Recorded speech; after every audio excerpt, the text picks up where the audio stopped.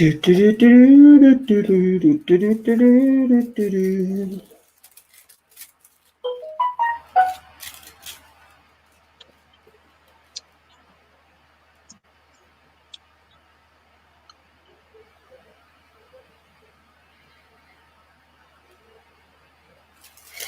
we go, it's filling up a bit. Right, so. Okay, I'm going to share it just on my web page as well.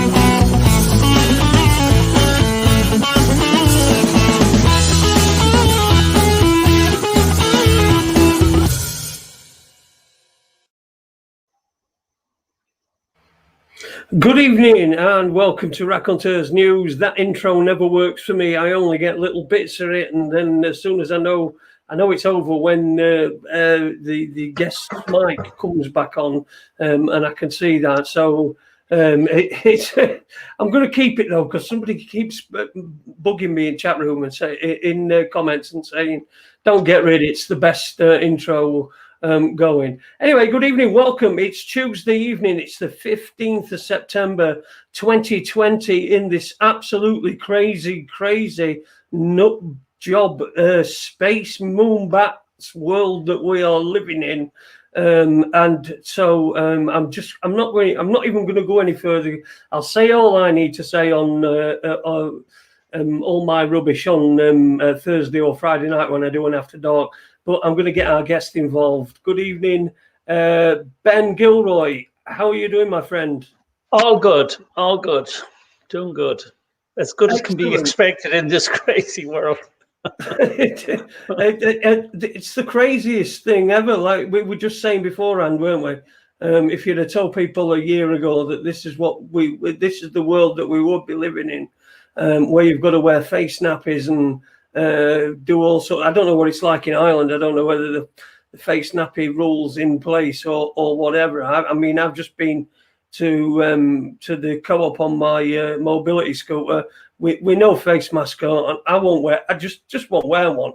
If they won't let me in, they won't let me in. They'll lose me custom. So how are you? How's it over there? How are you coping? Okay. Unfortunately, as I walk around, I'd say there's about a 95 to 90% compliance rate with wearing the subservient face mask. Right. It's shocking. It is. I mean, I don't get out very much, so I mean, because I've got an injury to me remaining leg that I had surgery on last year, so it's still actually being dressed every other day. So I'm not getting out very much. I'm not on my prosthetic, but I am seeing what people are saying. You know and I am seeing the videos where there are people that are. I mean, we were talking about it before, but it's great that they call us. The word denier seems to come in everything. You know, if you don't believe in something, you're a denier. And I'm rather than I mean, nobody's denying COVID. What's your take on that? What's your take on the? Well, I mean, obviously, there's a coronavirus. Whether it's any worse than the ordinary flu, I don't know. I mean, I was just looking at the figures of tuberculosis, and I see 1.5 million every year die from that. And obviously, that's through breathing and coughing and stuff like that that's spread. And as 1.5 million die every year, I don't see any masks or lockdown for that. So what I hate is somebody guilt shaming you know, because you don't have a mask on. And this sort of ridiculous thing, you don't care about the elderly dying and this sort of stuff. Look, let me just get this very clear for people. My daughter, when she was 6 years of age, had leukemia, and her whole immune system was shot. And we had to take care of her. So we didn't bring her to supermarkets. We didn't send her to school when her immune system was very low, and when it was up, we would send her to places, but we took real good care of her. We actually told the school if anybody had a runny nose or a temperature to inform us, and we'd bring her out of the school. We certainly didn't expect people to stop living their lives and to wear masks because somebody might spread it to someone. So if somebody thinks of the logic of this, let's say there's somebody out there who is immune system is compromised and they've underlying conditions like my daughter had. First of all, I do hope they're not walking around supermarkets when there's a pandemic, right? That's the first thing. I assume they're going to be isolating at home and people protecting them, because if you're not doing that, there's something wrong with you. So if somebody actually thinks about it then, so what they're thinking is that if I had COVID and I've no signs of it, that I could pass that to someone in a supermarket. Now, notwithstanding, I'm not going to sneeze or cough on someone, right? I just have good manners for starters. But let's say, for instance, somebody in a supermarket who is caring for someone who's compromised at home. Are you telling me they're going to go back to that person without washing their hands or anything, and without sanitizing their hand and then wearing a fresh mask going into that person? Like, the whole idea of it just doesn't even make sense to me. And having cared for someone who was immune compromised, I don't understand the logic of how they think that if I go out to the, like, let's say my daughter had the same illness today. Thank God she hasn't. But let's say she had. Are you seriously telling me that if I go down to my local supermarket and I come back, that I'm going to go near my daughter without washing my hands? You know, the whole thing is just ridiculous. And I'd wear a mask around my daughter if I was going to visit her, and I'd come back and I thought I had symptoms or something. Like, I don't understand even the logic of any of this. And I did put up a post saying, look, I was speaking to a professor one time, and I seen some stuff he put up on the internet as well, and he told me that the microbe, the virus is so small, you know, and that I forget the name he gave to it, but he said it's so small that when you consider the strands in a mask, he said the fibers in a mask, he said it's the same to the virus as a cow standing in a field with an open gate. It's of no benefit of it coming through the mask whatsoever. I actually got a very good comment on something today. And it was, first of all, I put up a bit of a newspaper where they were saying on the news here in Ireland that there was overwhelming evidence about masks working and stuff like that, right? And John O'Reilly befriended me on Facebook. Seems like a really nice guy. The only thing I'll say against him is he supports Liverpool. But everybody can't be perfect. So I told him we'll welcome him to Old Trafford soon. But anyway, what he says is overwhelming advice from who? He said 85-cent mask, and he laughs. Then he says, people are gullible, to say the least. He said, I worked with bacteriological weapons for 14 years. I needed a sophisticated respirator, a fully sealed suit, 2 gloves, 2 boots, and still needed immense training to avoid contamination. But their 85-cent masks are going to work. Had enough of this nonsense, right? Then I said, John O'Reilly, that's a brilliant comment. Do you mind if I ask where you worked? And do you mind if I quote you? So I'm quoting him and he doesn't mind. Okay. But he said, my pleasure. He said, I was a CBRN instructor. I didn't know what that was, but luckily he told me. He said, I was in the Irish Defence Forces for 14 years. I retired after 21 years.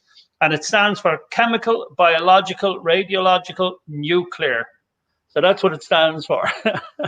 So any of these very small biological, viruses that he's saying, even with all that proper gear on, and so the whole thing to me is there's absolutely no logic to it. I don't know what it's like in the UK as part of your rules. I see you're only allowed 6 in a house.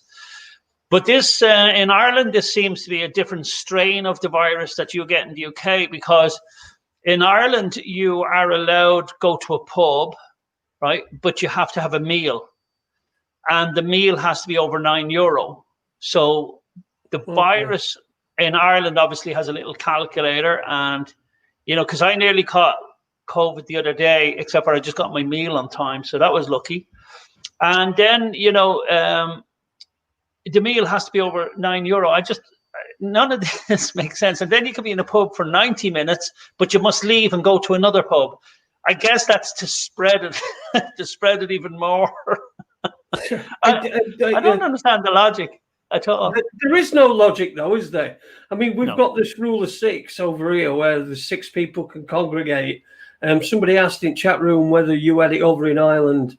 In your, so you can have 6 people in your garden, but like you said before, you put that post up of the Fred and Rose West, and no more than 6 in your garden, and they should have stuck to that, I think.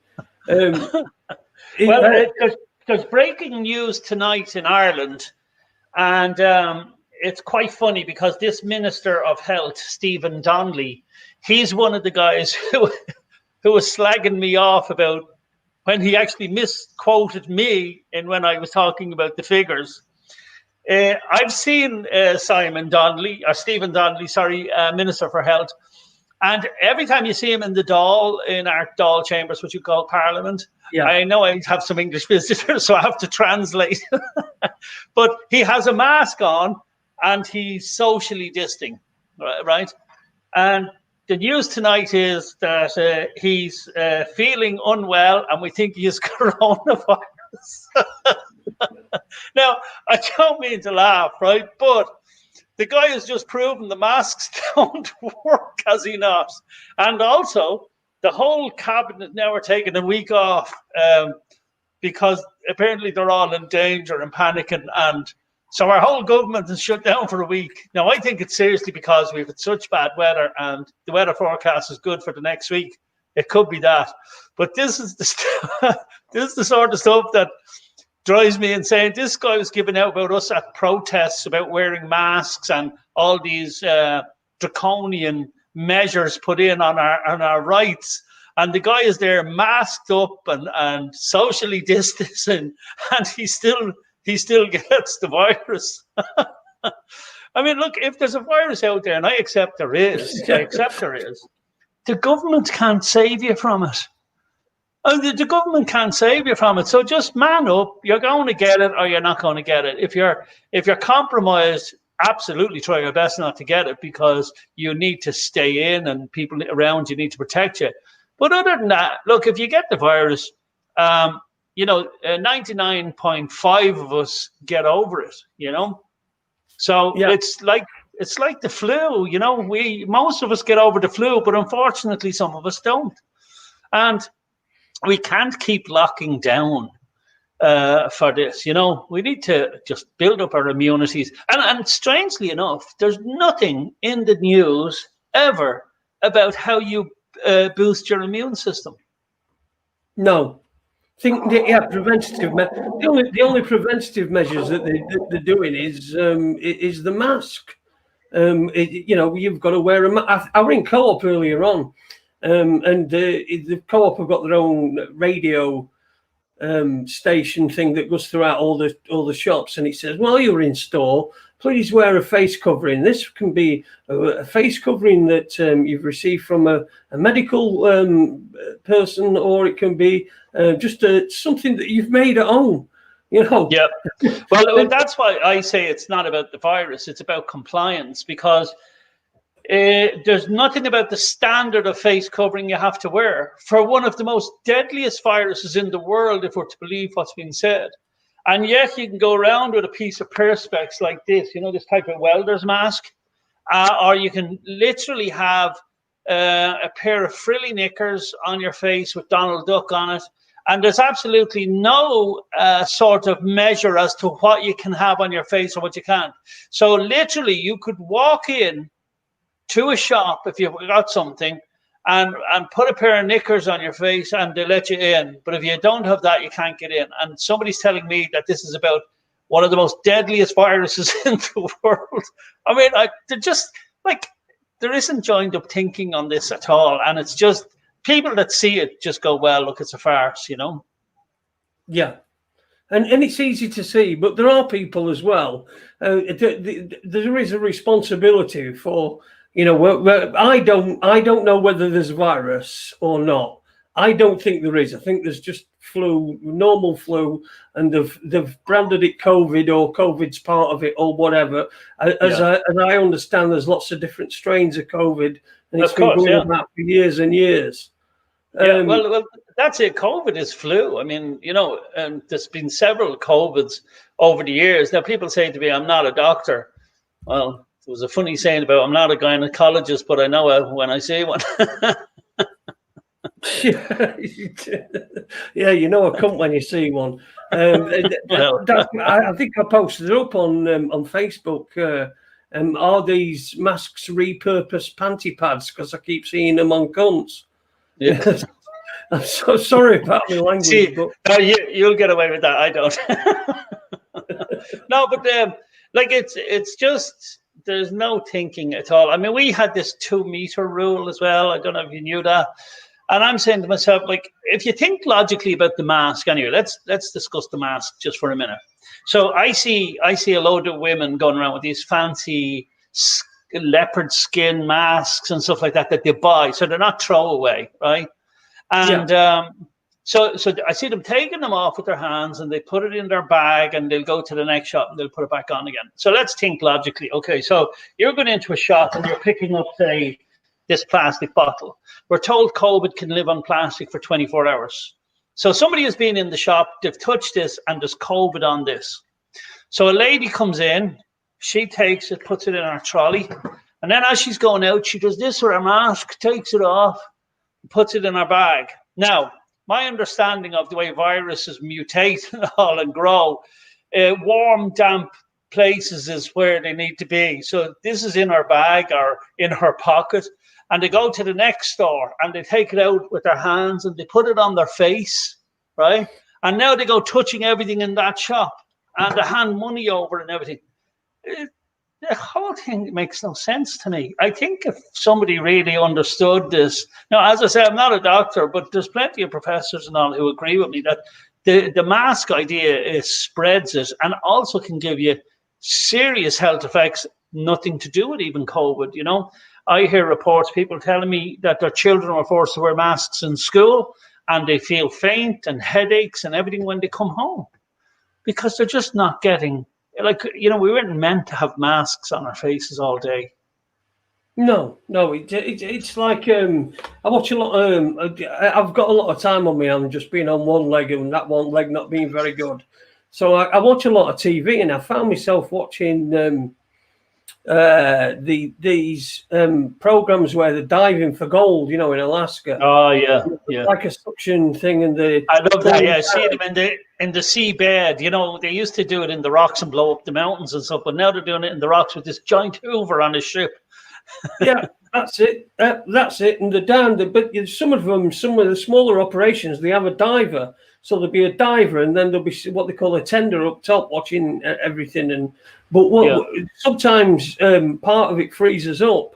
So what they end up doing is they end up breathing back in their own carbon dioxide. That's right. Which, can be fatal on them if it's not sorted out pretty quick. And that's it's like a slow kill thing that they're doing, and it's particularly. Honest children, that's where it really, really hurts. It's children. Well, I think when we get into the winter months with all the bronchial problems that people normally get during the winter, I think we will see huge effects from wearing masks then if people are still programmed enough to continue to wear them, for want of a better phrase. Yeah. It's it just doesn't seem. It doesn't seem. I've seen adverts on TV. I think Vistaprint have been doing them.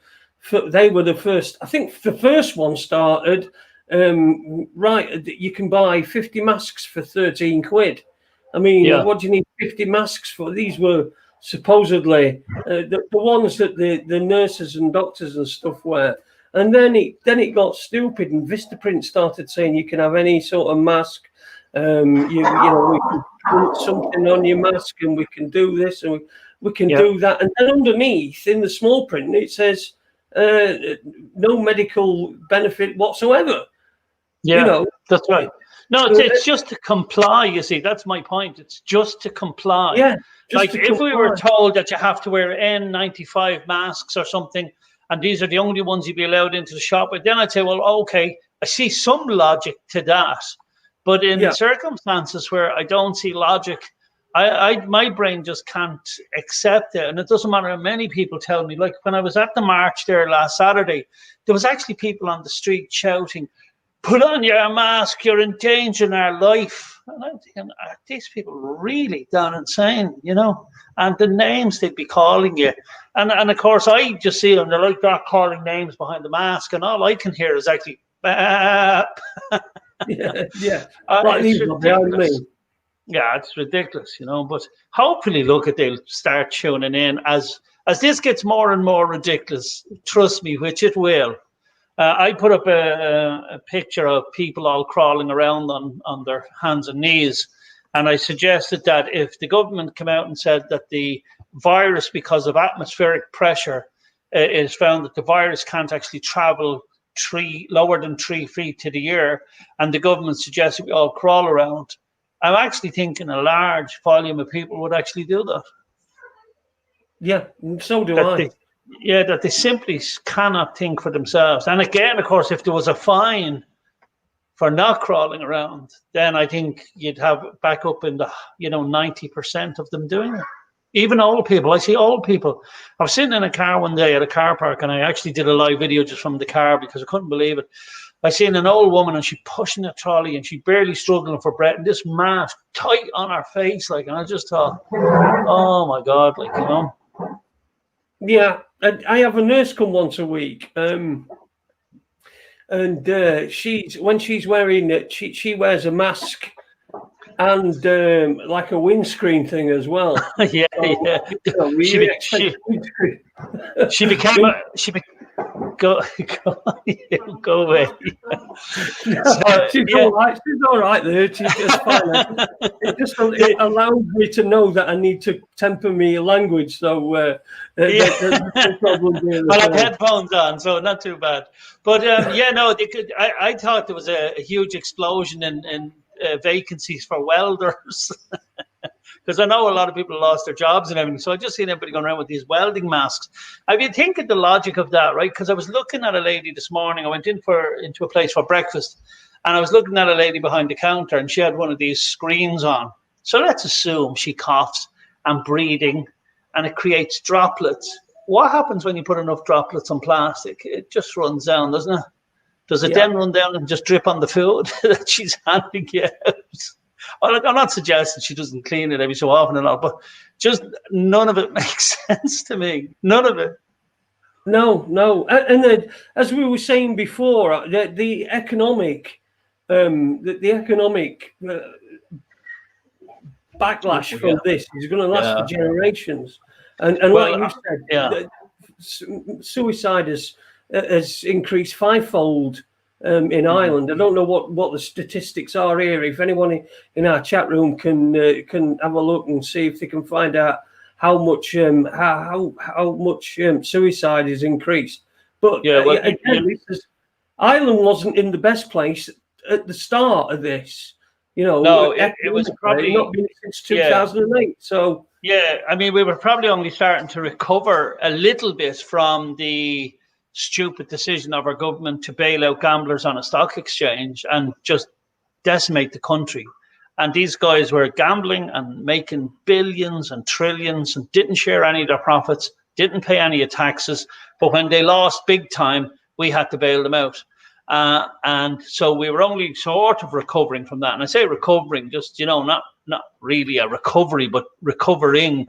And then you have this lockdown. And there's so many small to medium enterprises that are shut. I was in Dublin today. It was like a ghost town. There was very little happening in Dublin. And even people who are trying to make a few quid, like a little restaurant or something, like half of their tables every second table can't be used. And the same with private bus operators. Every second seat can't be used. And so, and that's for business who can keep going. I know a lot of hairdressers and beauticians and all of this have closed in Dublin with no chance of reopening.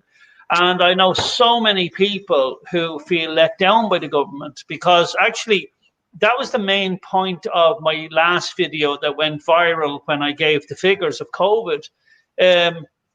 Because the main media and all attacked the figures and trying to make you look like an idiot, the actual main point of that video was calling on the ministers to come out and ask what they're going to do for the people who complied fully with your bullshit. What are you going to do for them now? They complied fully with lockdown. They complied fully with closing their business. They wore their masks. They lost their jobs. They lost their businesses. What are you going to do for them? What did the government respond with? Ben Gilroy said only 100 people died from COVID. You know, that was their response. You know, while the whole country was watching my video because they were watching it with great intent of, that's a great thing. Ben is calling out the government, wanting to know what they're going to do for us, because the amount of people, the length and breadth of this country that are in their houses tonight wondering where the next money is coming for food, to get kids to school, petrol in their car. Even the taxi men here, you know, are finding it so difficult to survive. Everybody from small to medium enterprises and some very large enterprises. And all because of what? And they're talking about a second wave and a second lockdown. Like, what about the 20th wave and the 21st? Like, at what stage are we going to say, look, we can't keep doing this? And most of what we're doing is complete and utter nonsense, because what they actually are saying now from the figures is that most transmissions are happening in the home. But that's where they're getting you to stay while you still go out to the shops and all. So, you know, it's astounding to me. It's like nothing's working, and that's where we're at. And it's going to take generations to recover from this, isn't it? You know, look at we're all looking at that. No, nobody's looking at you, Ben. We're all looking at that lovely little girl behind you, and her future as well. Well, that's a little boy, and he was out of the shower, and I don't know why he did his hair like that. Right, sorry. I've misgendered somebody. Oh no, I've misgendered somebody. Go blimey. Oh yeah, the little boy behind you. Bobby, go on over there. His future, you know, it's uncertain. It's completely uncertain. What are we going to be living in? What sort of society are we going to be living in? I mean, but not only that, what damage are we doing to them when they go to school and they're all separated and they can't talk to each other and behind screens in classroom, and you know, and then of course, what sort of shaming will come out if they don't get vaccinated and stuff like that? Because that's where the big push is going. Anybody that has been watching any of this since it started, the vaccines and the vaccines and the vaccines, and we'll have a vaccine, and the only way to cure all this is we get a vaccine. We're going to have a vaccine. So that's the push worldwide. That's the push. And I, for one, won't be getting one. And then I talked about, you know, vaccine passports. I see that now being mentioned. You won't be able to travel unless you get a vaccine passport or a stamp on your passport to say you've been vaccinated. And then, of course, where did the vaccine stop? Oh, you got the COVID-19 one, but now you get the COVID AB-19 Part 2-1 XY. And before you know it, you'll be going around like zombies with so much shit, for want of a better word, in your bodies, you know. Yeah. But like you said earlier on, you're not a doctor, but the bloke pushing the vaccines and the bloke who's responsible for one that, you know, to trying to spread the vaccine, he's not a doctor either. No, that's right. But sure, if you ask most doctors what's in a vaccine, they wouldn't be able to tell you. I mean, I put up a post here, list your favorite ingredient in a vaccine. That was a great question. Mercury. I'm not sure if they use mercury anymore, but I mean, just name your favorite vaccine and the benefits of it, you know? Yep, and people can't because they don't know. And no. People don't want but to even know. But even if you actually go and research it, then you'll really be pushed hard. It's all right just saying, I don't know. At least then you might be thinking, well, there must be a lot of good ones and benefits. I just can't think of them. But when you actually do the research and have a look at the ingredients, then that's where the problem arises, because you're going to say, I ain't sticking that in me, you know, when you see some of the stuff that's in them. That's the problem. But that's where the push is going. And for whatever reason, the elites have decided that, you know, everybody's getting a vaccine. So, It's happening now. yeah, well, that's why I try to teach people their rights, because the amount of people in Ireland that do not understand what rights they have or where the rights came from or if those rights can be taken away is astounding to me.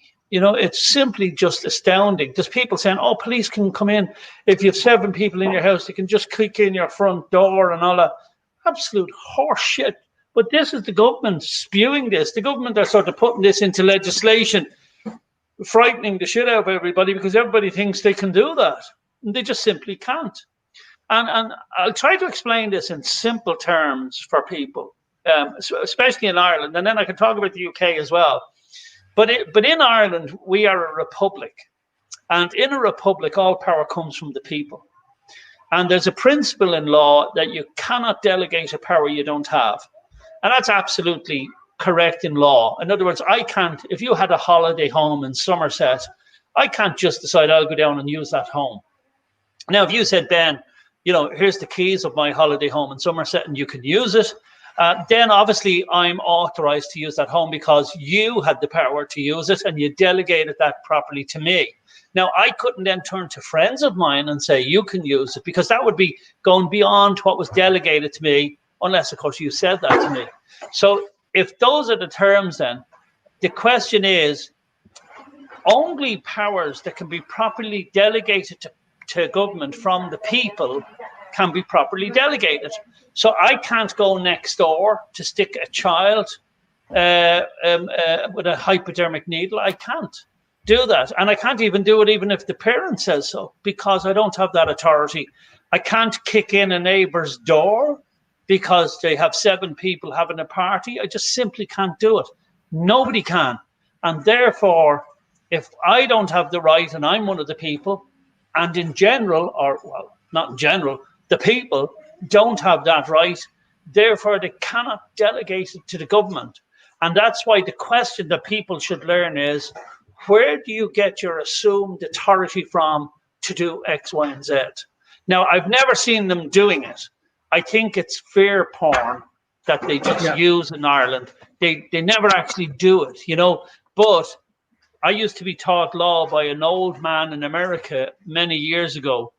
And he used to always say to me, you know, there's nothing worse than ignorance in action, because sometimes you will get a cop who thinks he can do it and will go ahead and do it. And that can end up in a disastrous way because, you know, we have the Dwelling Protection Act in Ireland, which allows you to use as much force as necessary, including the death of somebody. And people aren't aware of that in Ireland. And there was a recent enough case in Ireland where a member of the traveling community was in his caravan and someone came into the caravan and he stabbed him with his shears, you know, garden shears, and killed him. And I think it took the jury a couple of minutes to acquit him, because under that new act, if he felt that he was in danger, he could use as much force as necessary, including death. And it's only if he felt in danger, he doesn't have to explain that to anybody. You know, because before you had to explain why you felt in danger and would a reasonable man feel in danger. You don't have to do any of that anymore. So that's why if I was a cop, I'd be very nervous about kicking in somebody's door because there were 7 people at a party in case one of them had a shotgun. Yeah, I think there's been 1 or 2 videos online, haven't there, that have been realised as being faked. Yeah, that's right. Yeah. I've seen some of the Australian stuff too. Now, some of it was real though, because there just isn't that many good actors out there, and some of it was real. But there are some fake, and you got to just try and put your bullshit filter on when watching some of that stuff as well, you know. But isn't it astounding that when we go out and we protest against the erosion of those rights, that we are called fascists by the anti-fascists? I mean, you know, you're standing up for rights from what could eventually turn into a fascist government, and because you're standing up for that, anti-fascists, well, so-called anti-fascists are calling you fascists and racist and Nazi scum get off our streets. Has the whole world gone mad? I mean, how long have I been asleep? So you mentioned that you went to there were a demo at weekend. Tell us about that. Where was that, and how many people turned up? Well, we had a few demonstrations this week. So there was one at the government buildings that was by a national party who would probably be more right than certainly I would. I call myself very much centred, but you know, with Antifa, everybody's a Nazi. There's no even sort of medium right or a little bit right. You're just far right and fascist. Everybody is, if you don't agree with them. It's like their safety word, you know, like in 50 Shades, we have to have a safety word. Theirs is racist, fascist, Nazi. No. But so there was a protest up there at the Dáil at our government buildings. Another group that I was with went to, and that group is with the Yellow Vests, and they're normally very peaceful. There's never any trouble with them because they're non-political. And, you know, I just find them nice lads. And the people that show up is great because the amount of, there was a number of black people who actually hugged me on the day. And I thought it was great because, you know, they're not buying the bullshit from Antifa because, you know, sometimes these slurs can stick like shit to a blanket, as they say. So I'm glad that even a lot of the black people aren't buying it, which is good because, you know, sometimes you'd be nervous in Dublin when you're walking around, you see two black fellas walking towards you and you're thinking, did they buy the bullshit that I'm racist? You know, because, you know, you wouldn't blame them for maybe giving me a box in the head if they thought I was racist. So, you know, it's a fear that you have with these slurs being put out. But thank God they didn't. And the amount of Polish and Latvians and all the different nationality flags that I seen at the protest I was at was terrific to see. And, I mean, you want to see some of the big Polish bruisers that were standing beside me walking along. I felt grand because people were shouting, put your masks on. They were getting sort of very aggressive. We were just, but you want to see the Polish lads just looking at them, go away. And they just went. So that was great. So I was walking with them and I was grand. But there was a little bit of trouble because wherever Antifa show up, they just want trouble, you know, for whatever reason, they just want trouble. And then when they get trouble, then they're whinging all over Facebook. Oh, look, I'm bleeding and all, you know. And then they're just out for trouble. And then when they get trouble, I mean, if you're looking for trouble and you go to Dublin and you're looking for trouble, trust me, you'll get it. It's a bit like, you know, you're going to get it. So go looking for it and you'll get it. I've never gone out looking for trouble. And I've never got trouble. I've never found trouble anywhere in Dublin, ever, in my whole life. And I grew up in the north side of Dublin, you know, and I'm very rarely I've seen a bit of trouble, but I've never got into trouble because I don't go looking for it. But if you look for it, you certainly come to the right place if you're looking for it, and they do. Now, then you had Paul Murphy, TD, who would be very much socialists, a dangerous type of socialism. And these are supposed to be the renegades, the anti-government establishment. They had a protest. And wait till you get this, you're going to have a right laugh at this. So for their protest, they measured 2 meters apart from everybody and put white squares on the ground. And they all stood in the white square while everybody was talking. And about 200 people maybe showed up to that.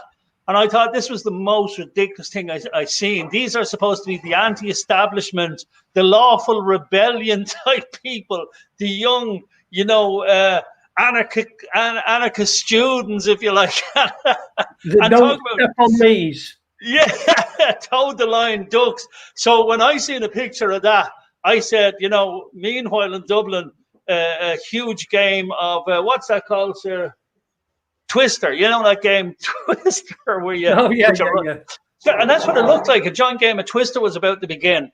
But where I went in Dublin, we decided we'd go up and protest outside the journal.ie because the amount of attacks that's taken place against the likes of me, who would be very well known and outspoken, and I'm not anti-government, you know, the way I would describe myself is someone who holds government to account when they break the law. And that's really the way I would describe that, you know. So we went up to the journal simply because we're saying, look, not only do you destroy our freedom of speech, the very famous video I put up that went absolutely viral. This is what bothers them, you see. Went absolutely viral. They went and blocked it and got it taken down. And yet they're whinging. The very same people are whinging because I'm suing a newspaper who defamed me, and they're whinging about freedom of speech. Oh, Mr. Gilroy is... this is God's honest truth. You won't believe this. Let me read this article for you. This was in your Times, the UK. The Times in the UK there. I don't know if you can see that. Yep. Hang on. Let me just... I'll put you on a little bit bigger. Hang on. There we go. Yeah. So that was in the UK Times on the back page. And what it says is, Gilroy starts legal free-for-all over defamation, right? And they go on to say that the Index on Censorship has become involved in the defamation case that I brought in the High Court. That's simply not true, because there's been no application to join any party except for the parties I joined to the defamation case. And what they said was, and last week alerted the Council of Europe, which set up an alert system 5 years ago to catalogue threats to journalists or media freedom. The government will be notified of the alert, the first concerning Ireland, and asked to respond. Okay? Now, that in itself is amazing. So I went and I checked this Index group, and anybody can check them out. And it says, a gathering storm, the laws being used to silence media.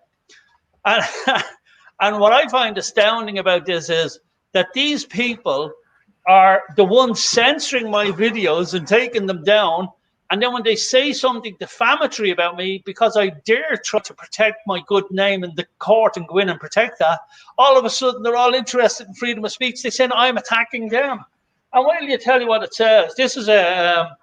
Stefan Kaneda, a journalist and a co-founder of Romanian Centre for Investigative Journalism. We don't have any investigative journalism in Ireland, but what he says is it's crippling, he said. It's a major crippling of the workflow and of resources.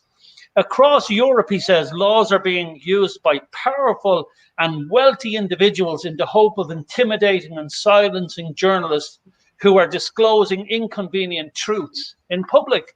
Imagine they're associating me to them guys. I mean, I agree that there should be laws stopping that by wealthy people from telling the truth. And I also call for very strong whistleblower legislation to protect whistleblowers. But when somebody defames me by something that's not true, you're going to court. That's the end of it. And stop giving out about it.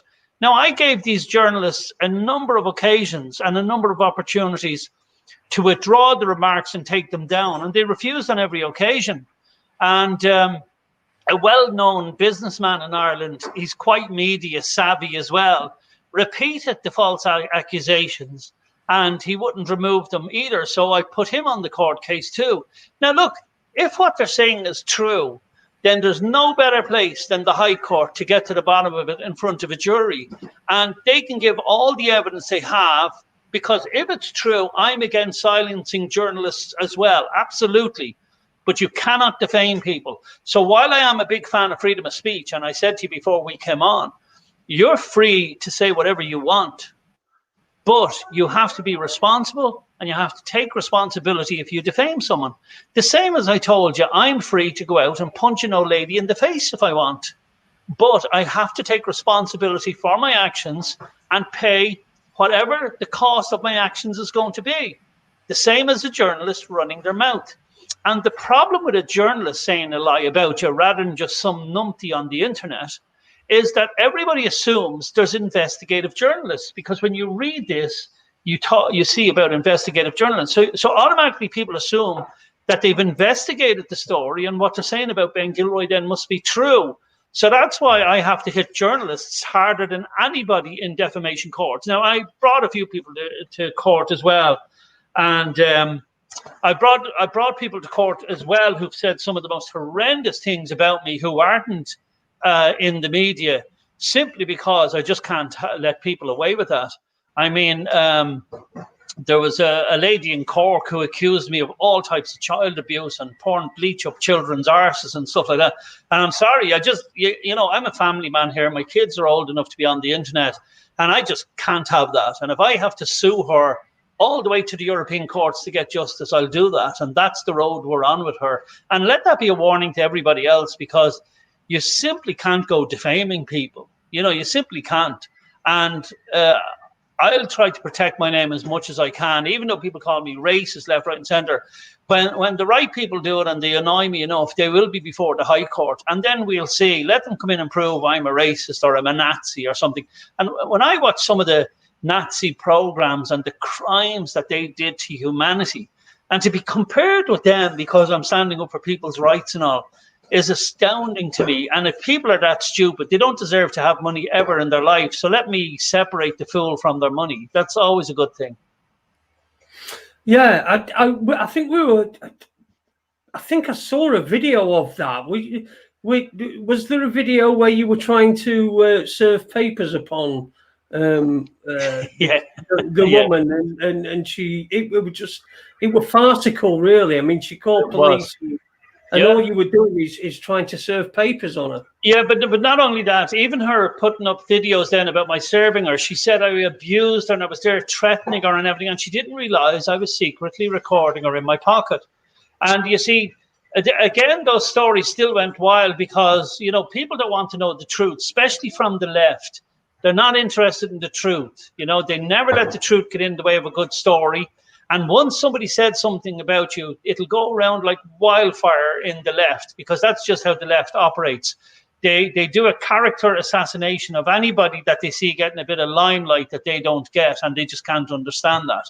So I remember being called to several occasions about being a woman abuser and all this sort of stuff, simply because of the video she put out saying I abused her. Of course, what was very embarrassing was I was able to put out the video from my pocket then, showing that I was as polite as anybody could be under those circumstances.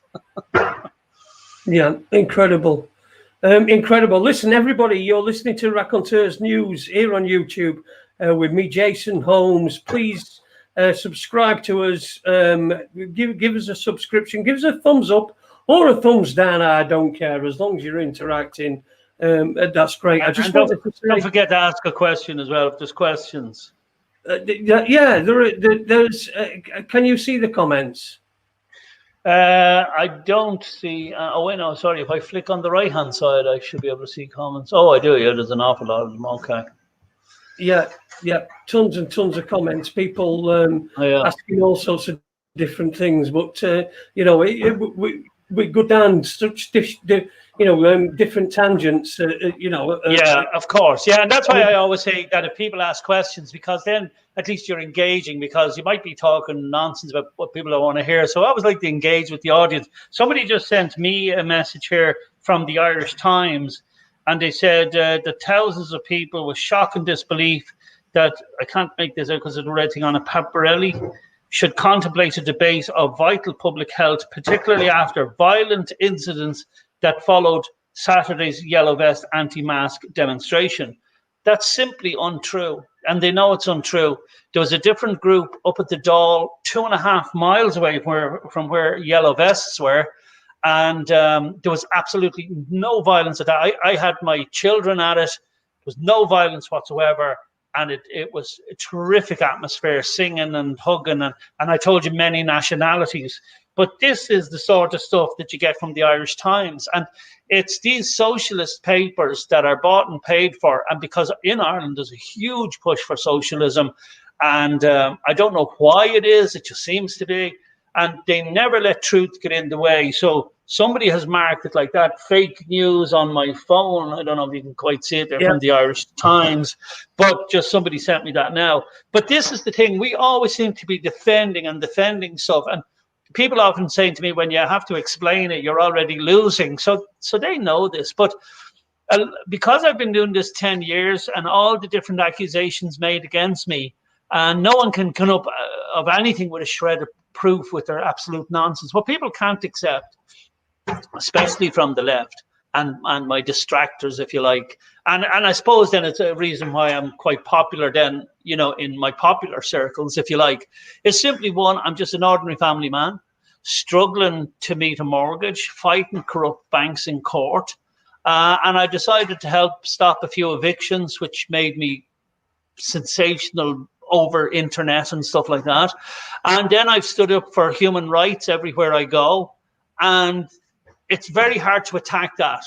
So what you have to do is you got to make out he's a woman beater and he's a, you know, he puts bleach up children's arse and he does all this, and he you know, he does all these things. And so those people are in court. The court will decide on that. But everything else that I do is sort of in video. Anybody can go through my posts for the last 10 years on my Facebook and show me all these things where anyone will get one iota that I might be racist, you know. And sometimes people mix up nationalism with racism. There's a huge difference. Like in England, I'm sure people want to buy British, keep the British economy going, you know, and stuff like that. It's the same in Ireland. We promote Irish products here. We ask people to buy Irish because, you know, every country should look after their own. I mean, when I see these like border patrols at Canada, especially Australia, I mean, Australia just sends you home if you haven't got qualifications even for jobs. And no one would mention they're racist. So, you know, that's nationalism. And I don't know where people get mixed up between nationalism, Nazism, racism. All those isms seems to be mixed up for these people. So, you know, that's the life we live anyway. But because of most of it is bullshit and people see it's bullshit, that people see through it now. I've been a long time at this with a lot of different slurs of all sorts. And one, I suppose, is sensational as the other. It doesn't make any difference now. So, yeah, it just doesn't matter. No one actually believes it anymore. And there's actually a growing number of people who follow me on social media. My numbers go up every week because they recognize that I've survived all the slurs. None of them are true. Nobody buys them anymore. But I do speak out very, very harshly on things. I don't hold back. If my view is X on something, then it's X, and I'll say it's X, and I'll defend it, and I'll say why I say that. I'm not stubborn in the sense that if someone was to ring me and show I'm wrong on a point, I'm the first person to come out and say, throw my hands up, I was wrong about that. But in general, I'm not afraid to speak my mind. So where someone would get a racist or Nazi from, it's just ridiculous to the highest order. I mean, I've often said that I'm so appalled by what went on in those countries at that time, that man could be so depraved to do those things, you know. And also, you know, when this Black Lives Matter nonsense started as well, I mean, all lives matter, you know. And you know, there's nobody as underprivileged, if you ask me, as a single white man in Ireland. You know, and I really think that straight, if he's a straight single white man, of course. If he's gay, you know, you can't say anything against him. No, I mean, you can't be one of them. If you're one of them, then you're either racist, you're transphobic. I've come across. I don't know what. I used to have one of them dodgy Sky TV things. Oh yeah. Yeah, all them a few years ago. In fact, I had a couple. I had one downstairs. I had one upstairs. I paid 50. I think I paid 60 quid. Which bought the unit, and it paid for Sky for a year, and it was great. Yeah. I used to get, and I loved it. It was Irish channel, so I used to get all Irish adverts, which meant that none of them were aimed at me. You know what I mean? and so now adverts really do me head in. I mean, it's the pointlessness of some of them. I made a point the other night. There's a new Corsair advert. And it's a lovely. It starts off and looks like a lovely story, going over years and years where two girls meet, exchange, you know, on an exchange trip. One's French, one's English, and they keeps meeting each other over the years. And then it shows them when they're grown up and they're in the car, and suddenly they're having a lesbian kiss. Not a kiss, a snog. So I thought I found that pointless. I thought Yeah, that's well, not look just at on I'm Twitter. not against any of that, but I just don't want my kids seeing it, like everything in private. I don't like wear the face of my wife out in public or anything like that or on TV. So just get a decorum. Yeah, that's all. That's my. I've got no problem with it. Oh, But all I'm what's saying is, it was just unnecessary. It was such yeah, a nice advert, a lovely story, and then it had just gone to this sort of like we've now gone from everybody being called anti-Semitic or yeah, racist to having issues like Black Lives Matter and stuff like that pushed down as throats. That's yeah. the attack that they're doing now, rather than attacking individuals.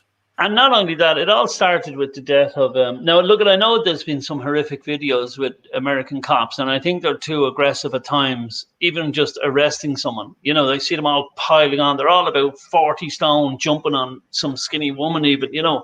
and irrespective of her skin color, it's wrong, right? And then shooting people. And then when you shoot someone, like it's bang, bang, bang, and all 30 cops all have to shoot. One guy who had they thought he had a gun.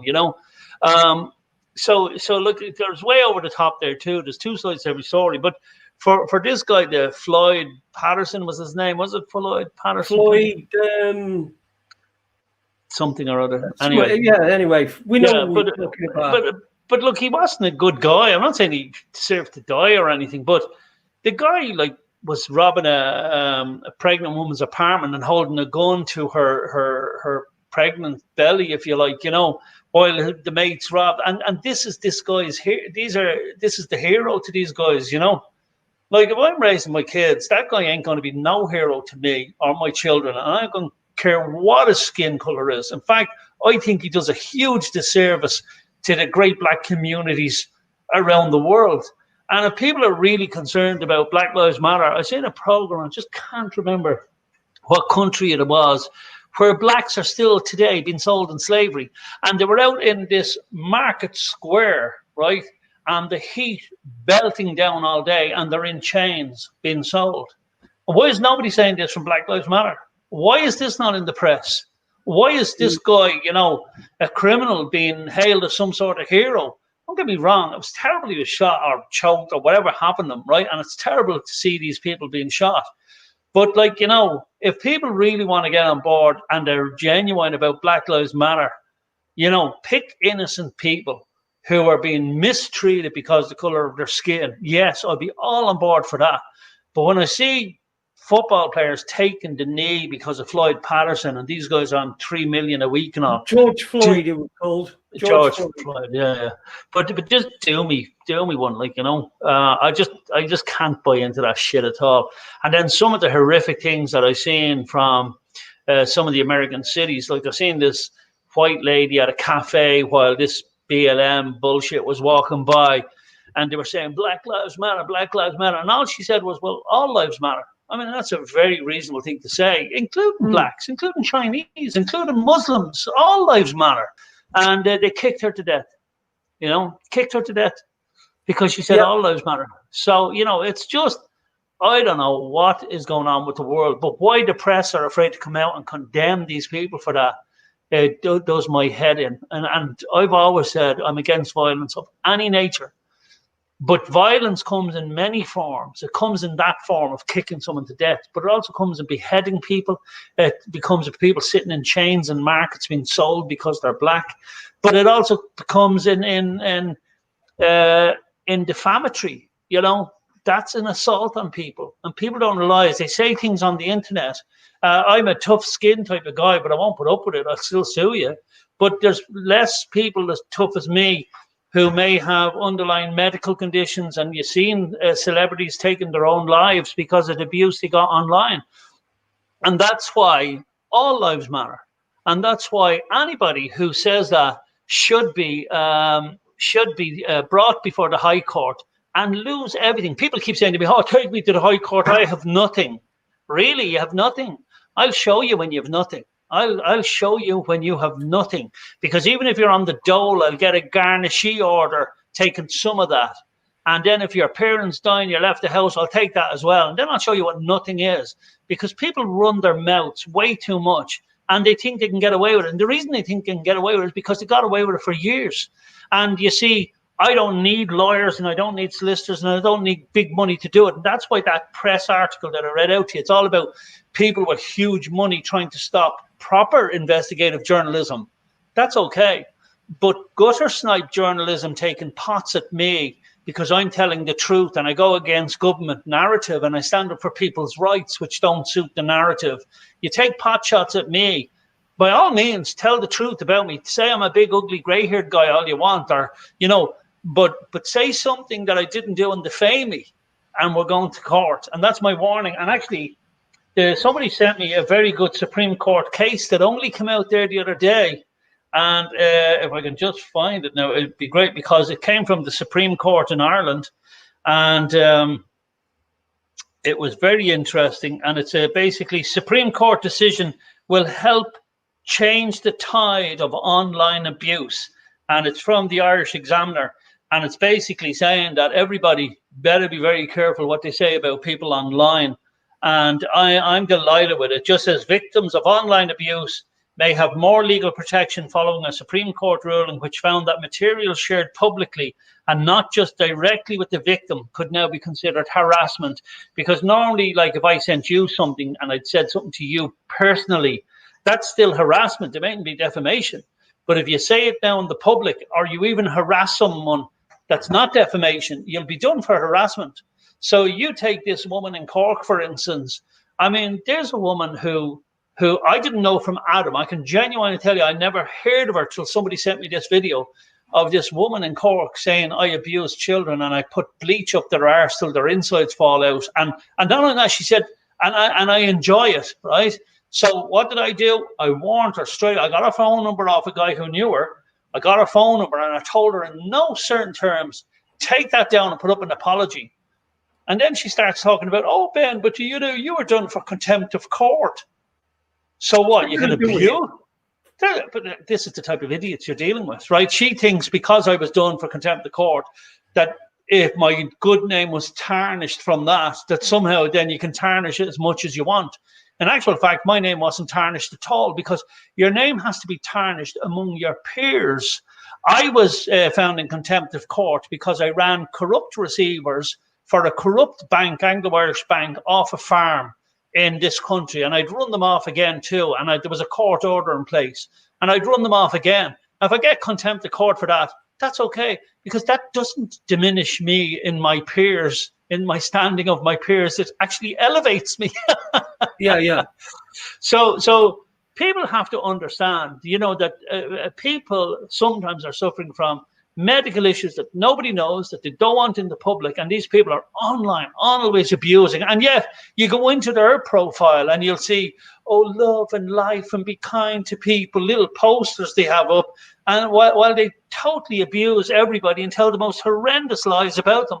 So I'm delighted with this Supreme Court case coming out there the other day, because not only will they be done for defamation, you just go straight to the police and they'll be done for harassment.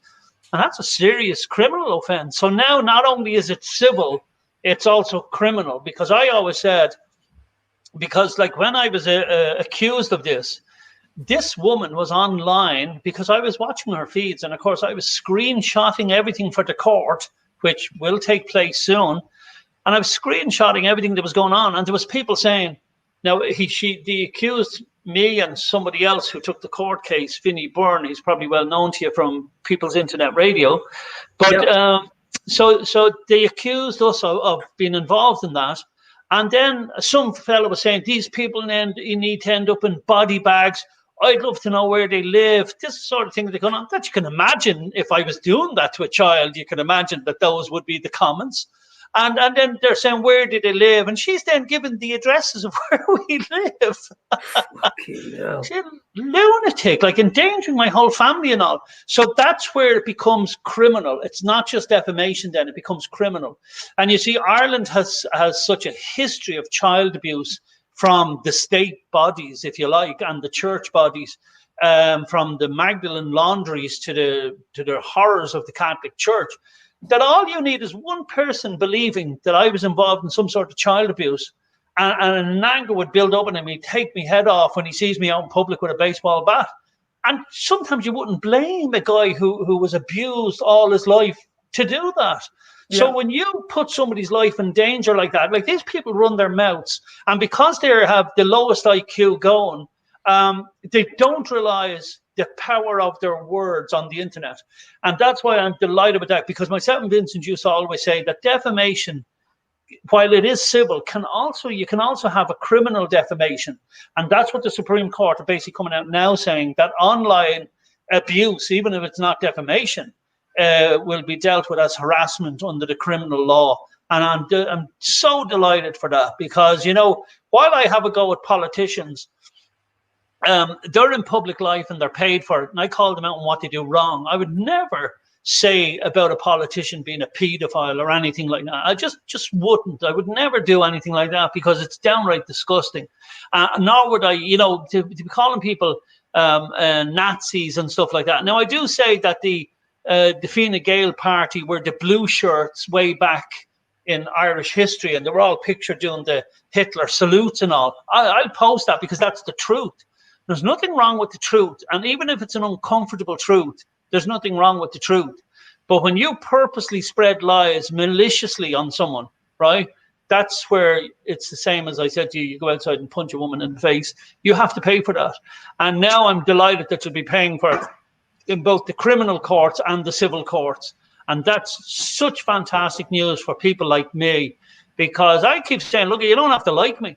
My wife doesn't like me half the time. And my kids sometimes hate me. There's my little princess Isabella, look. And she hates me. Say hello. Hi. And she's always saying she hates me, Daddy, when she doesn't get her own way. Mostly she gets her own way, though, because girls learn it much quicker than boys, and they never lose a true life then, you know. Yeah, I've got a girl myself. And, so you know, yeah. 23 now. I only had boys until obviously she came along, and she's my only girl. I keep saying to her, out of all the girls in the whole world, I had to end up with you. You know, now of course I'd be messing. She's a lovely little girl, but she just knows how to rap and get her own way. I mean, but yeah. So look, you know, when people have kids and all, it becomes important what people say about them on the internet. And look, if it's true, it's true. You know, I've been in court on several occasions, and I've been accused of defaming some banks. And I've often asked what part of what I said was untrue, and then nobody can tell me. Yeah. And of course, defamation is a simple thing. By the way, for anybody who wants to defame someone and thinks that it's very difficult to prove in court, and I'm going to tell you what most people's defense is, okay? So the businessman I have in court, I've noticed from his social media, he's of the impression, because he shared the article right from the newspaper, which was totally false, and he put his own little funny piece in it as well, he thinks that's not defamation. He thinks because he's repeated it just, that it's not defamation. That's the dumbest guy in the world. And this guy has got legal representation, okay? So let me just... We had a case in this country where I think it was the... Yeah, loads of people, they said something about it. Yeah, they said, yeah. He just also did retweet it. That's right. But by doing that, you're repeating something that's false. You have, like, if let's say somebody called you a paedophile, right? I can't repeat that unless I know it to be true, because I'm saying it. It's like someone punching you in the face. So if someone punches you in the face, you mean I can come up and just punch you in the face as well, and there'll only be repercussions against the person who first punched you in the face. It doesn't make sense. So these are normally the things that people say on the internet, and when I get them into court, they realize, oh, it doesn't work like that at all. And I want to try and warn people, because first of all, it's a hateful thing that you're doing, not just on me. I mean, I'll sue you to beat the band. But first of all, they say, oh, that's not what I meant when I said that. That's not a defense in defamation. The defense in defamation, the way they look at it is, it's what did the public perceive it to be? So when you say something, people have a way of saying something very cleverly. Like they could say, oh, Ben Gilroy denies being a paedophile. Ha, ha, ha. Right? Yeah. So they haven't called you a paedophile, right? But what did the public perceive that to mean? And they mean that, of course, So the courts aren't stupid. The jury that they'll be facing, and remember, it's a jury in defamation in court in Ireland. You go before a jury. So even a bought judge can't help you. And there's plenty of them. So that's the first thing, defamation. Then it's not to do with the words you said or you didn't call them something. It's what did the public perceive that you meant by those words, right? And then then it completely simply says, did you say it or did you publish it, right? And then the other thing was, is it true or is it false? And that's it. And people don't realize it's that easy to prove defamation. So in other words, if somebody says, I poured bleach up children's arses, right? Then that's fantastic. So long as they can come into court and prove that, they must have the video footage, they must have the child, they must have the mother of the child, they must say when I did it, what was the circumstances that I held the child upside down and got a bottle of bleach and shoved it. You know what I mean? Like, it's just nonsense. So that's the matter of is it true or false. You can say anything about anybody so long as it's true. You can say, if I was actually doing that and she said it, it's not untrue. It's not defamation. If I was actually doing that practice, that horrible, insane practice that would have never come into my mind until this woman said it. But if I was involved in such practices, she would have every right to call me out. And not only that, I would be calling for strong legislation, whistleblowing legislation to protect her if I or anybody else was involved in such depraved practices. And that's why I do call for strong legislation for whistleblowers. I think they should be defended in this country because they're not. There was policemen who whistleblew in this country, and they were hounded, and then, of course, found out that what they were saying was true. So I've always called for strong whistleblower legislation. I've always called for cameras in court and recordings to be allowed in court, because if you've got nothing to hide, what's the problem? Because anything shrouded in secrecy was always a fermenting ground for corruption.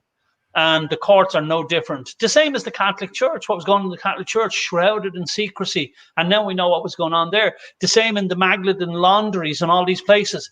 And there should be cameras everywhere. They're everywhere we go, in the streets. They're in every child creche. I used to install CCTV systems, and we used to put them in creches and stuff like that.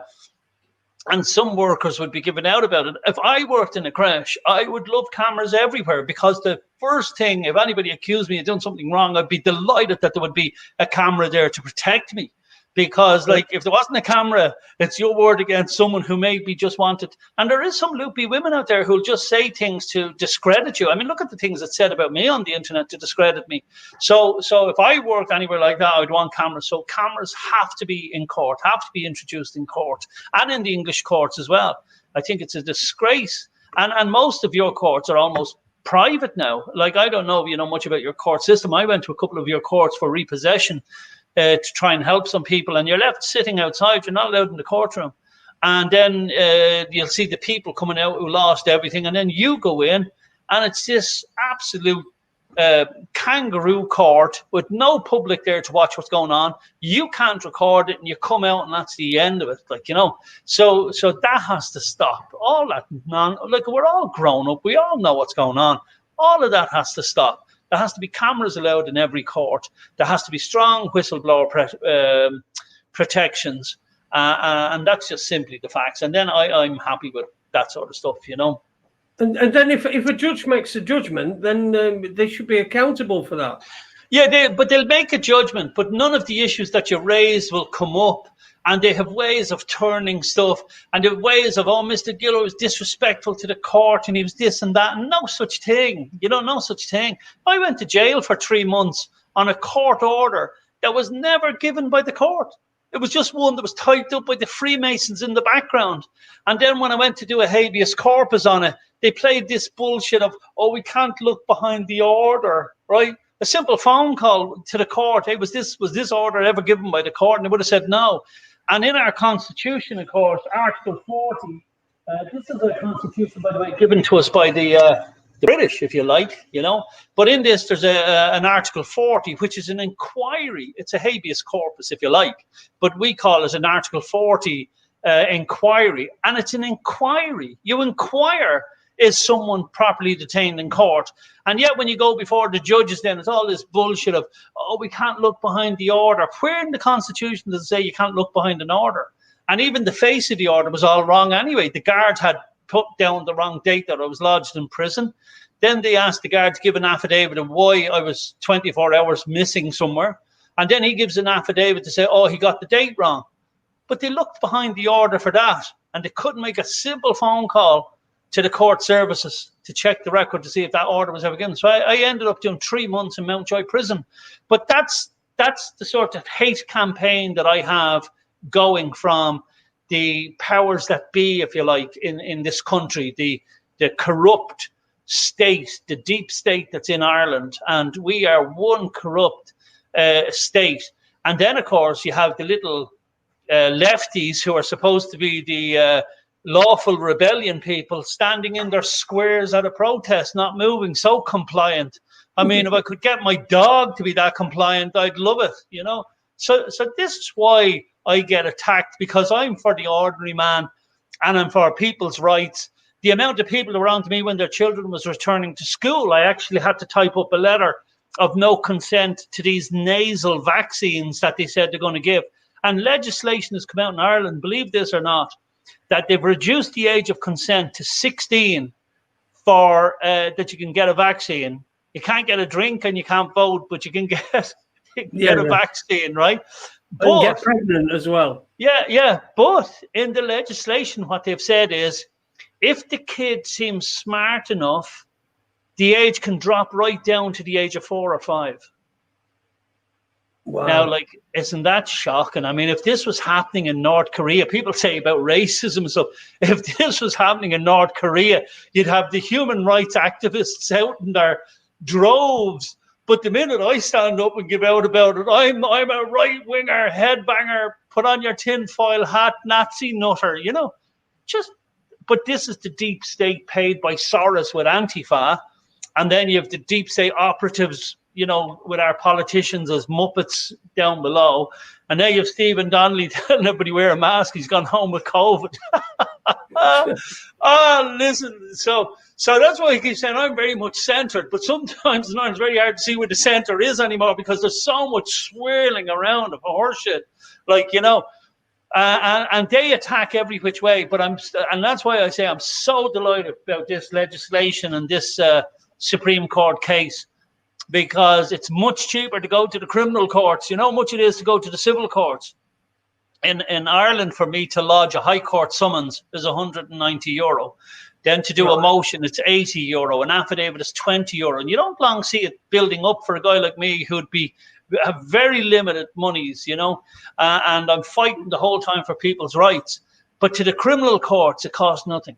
This is the beauty about bringing them to criminal courts, costs nothing.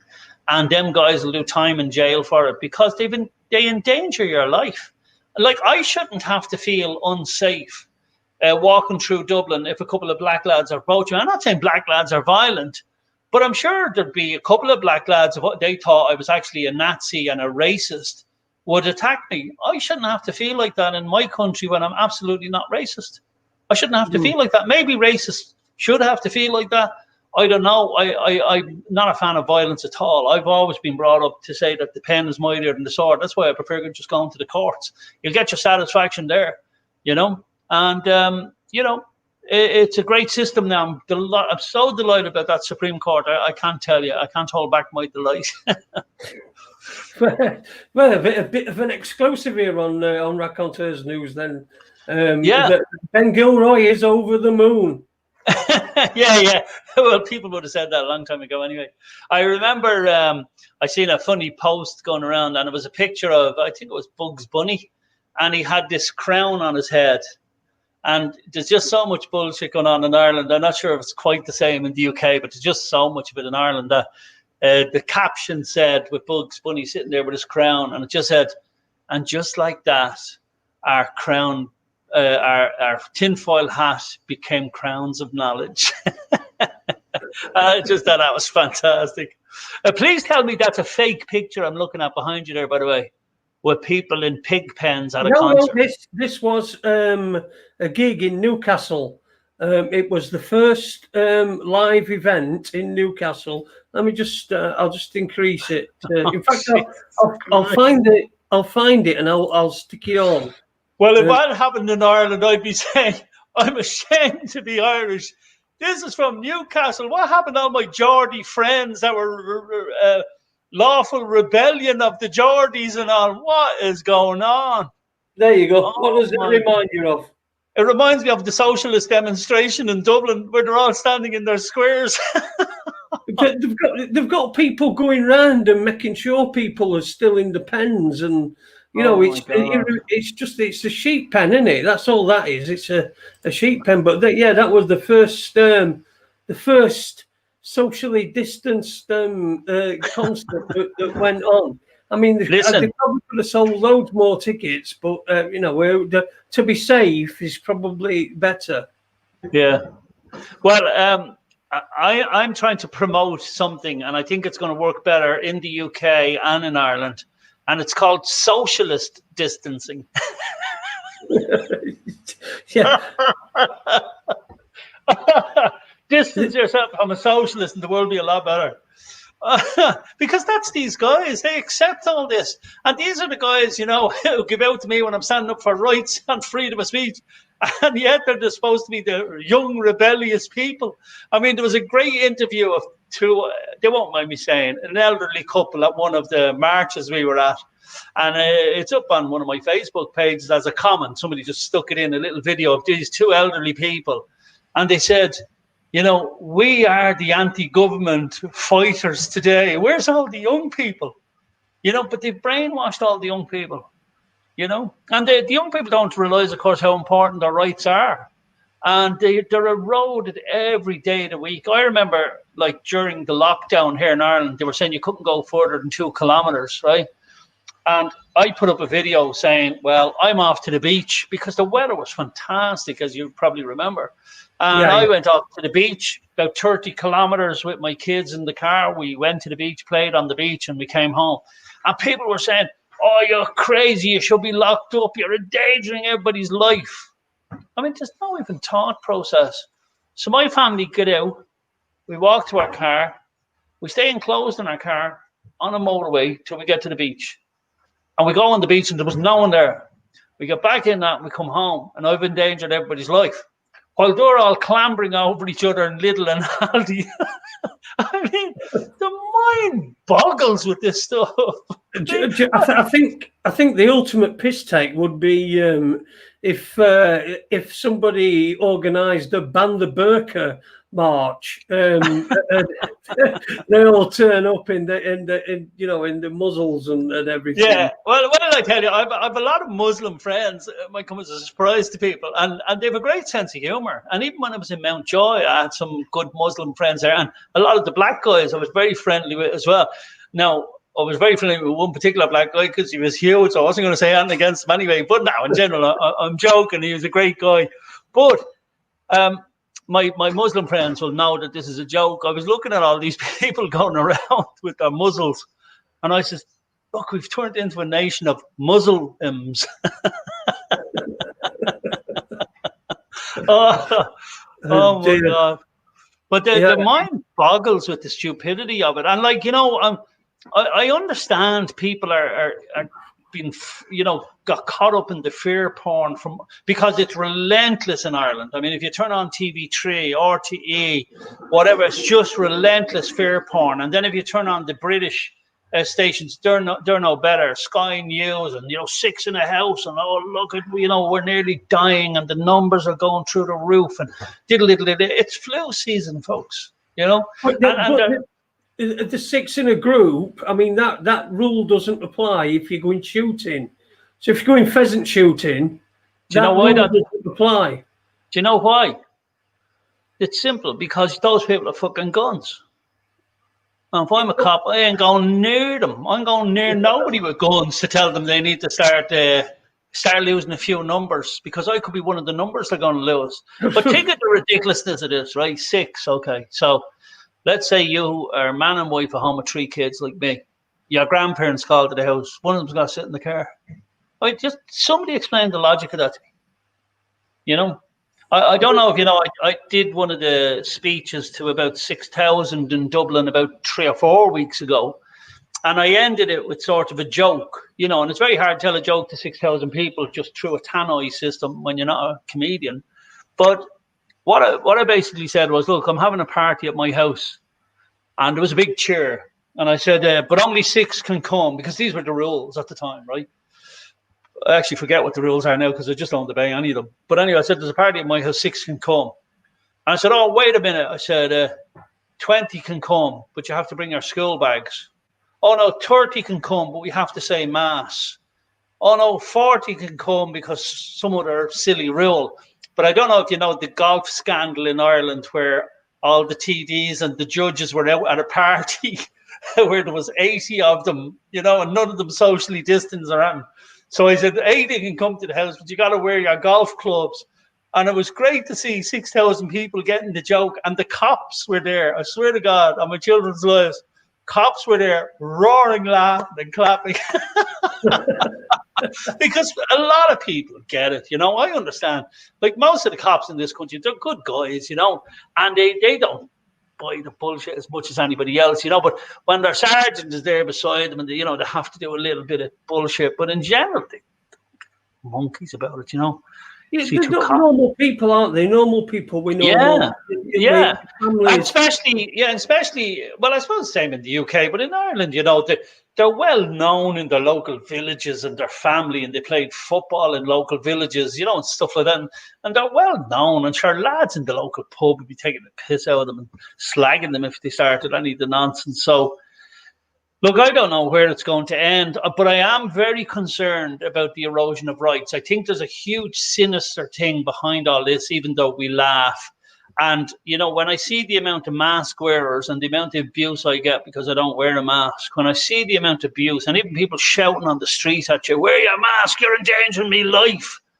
I think there's no even logic to that. What if I got a gun and once I put on a mask, the gun just melts into a bar of chocolate or something? I just don't understand even the logic of it, and especially having a young child who was immune compromised with leukemia and really bad. Like when I see that, I saw the common sense of what we had to do.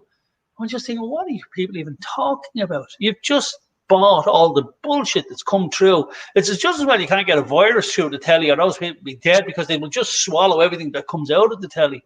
And I'm not saying there isn't a virus, and I'm not saying it's not dangerous to people with underlying conditions. I absolutely am saying that, you know.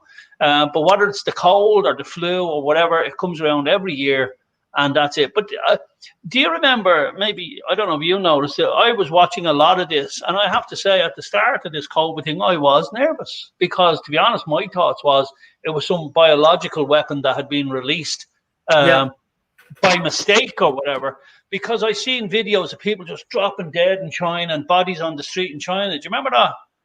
Well, where's all that bullshit? Where is it now? Do you know anybody that's died of it? I don't know anybody that's died of it. Certainly not on the street.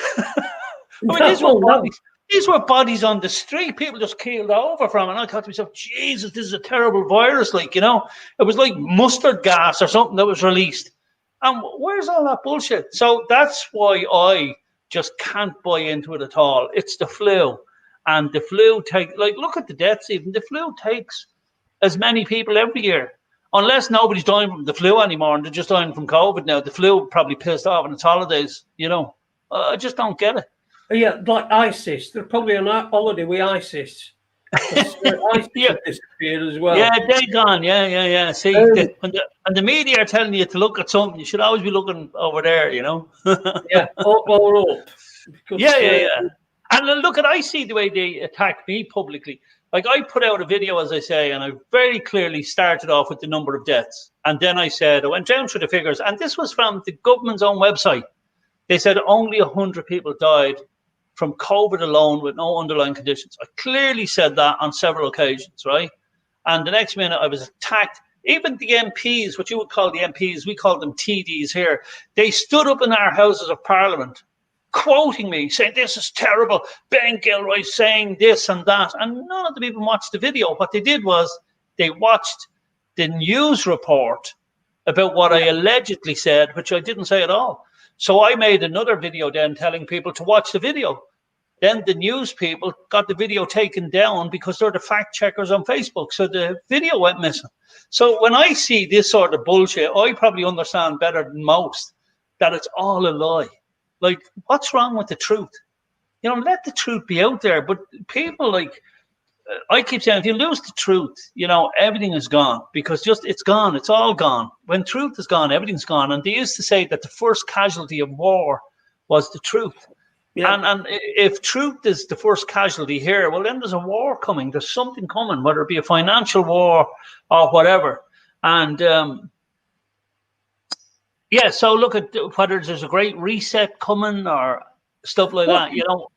What I wanted to ask you is that we had people were protected from being evicted, so there were eviction protection in this country, I think, and I think it ran out perhaps a month ago or something like that.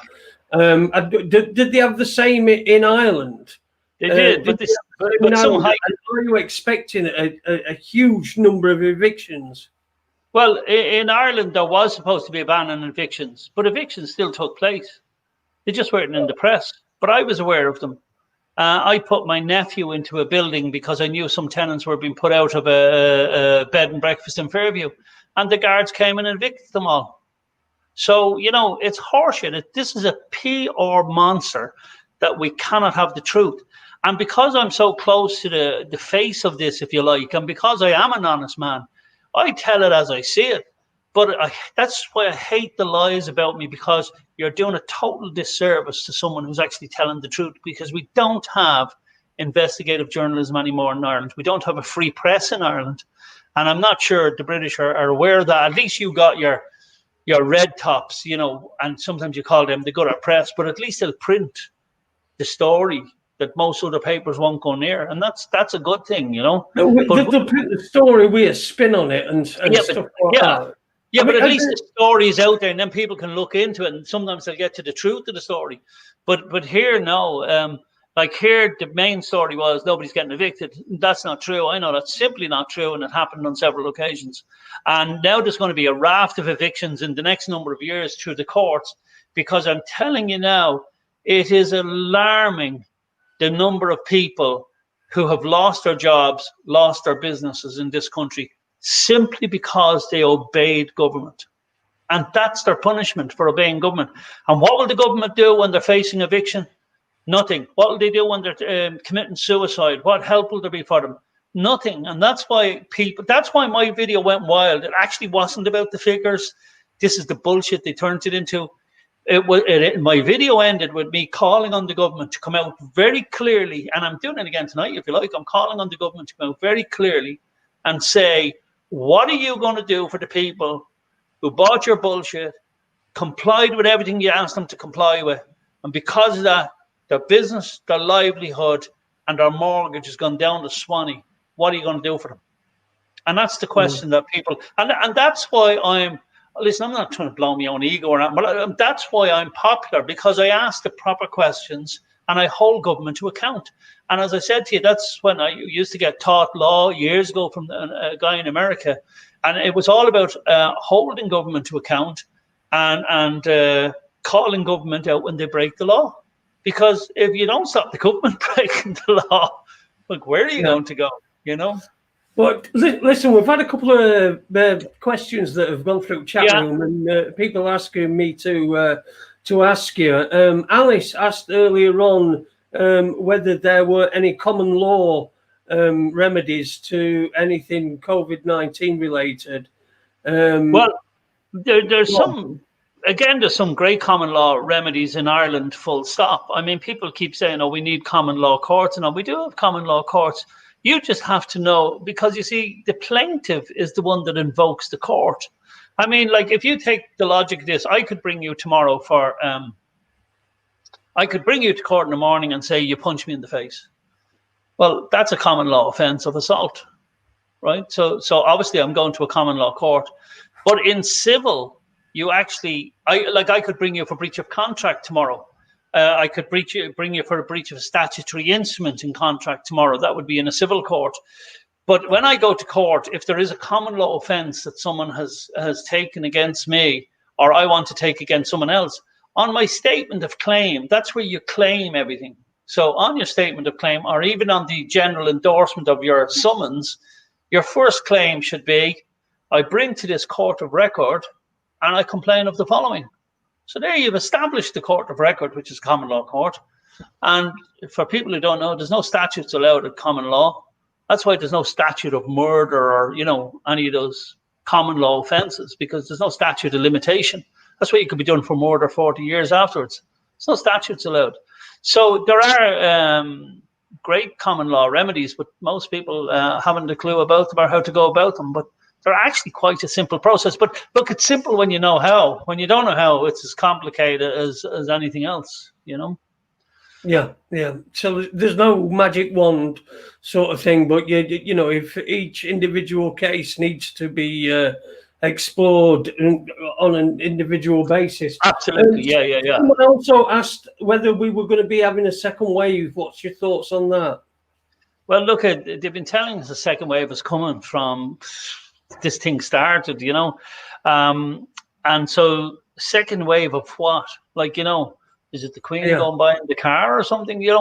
Like the flu is coming. Flu season is coming. It comes every year. It never lets us down. I mean, sometimes the sun lets us down, but the flu never lets us down. It comes every year around this time, and it's going to last till next January or February like it always does. So everything is going to be COVID. Nobody has flu anymore. And they're both the same. And nobody's going to tell me, we've heard so much. And again, I actually don't buy into a lot of the conspiracy theories going around.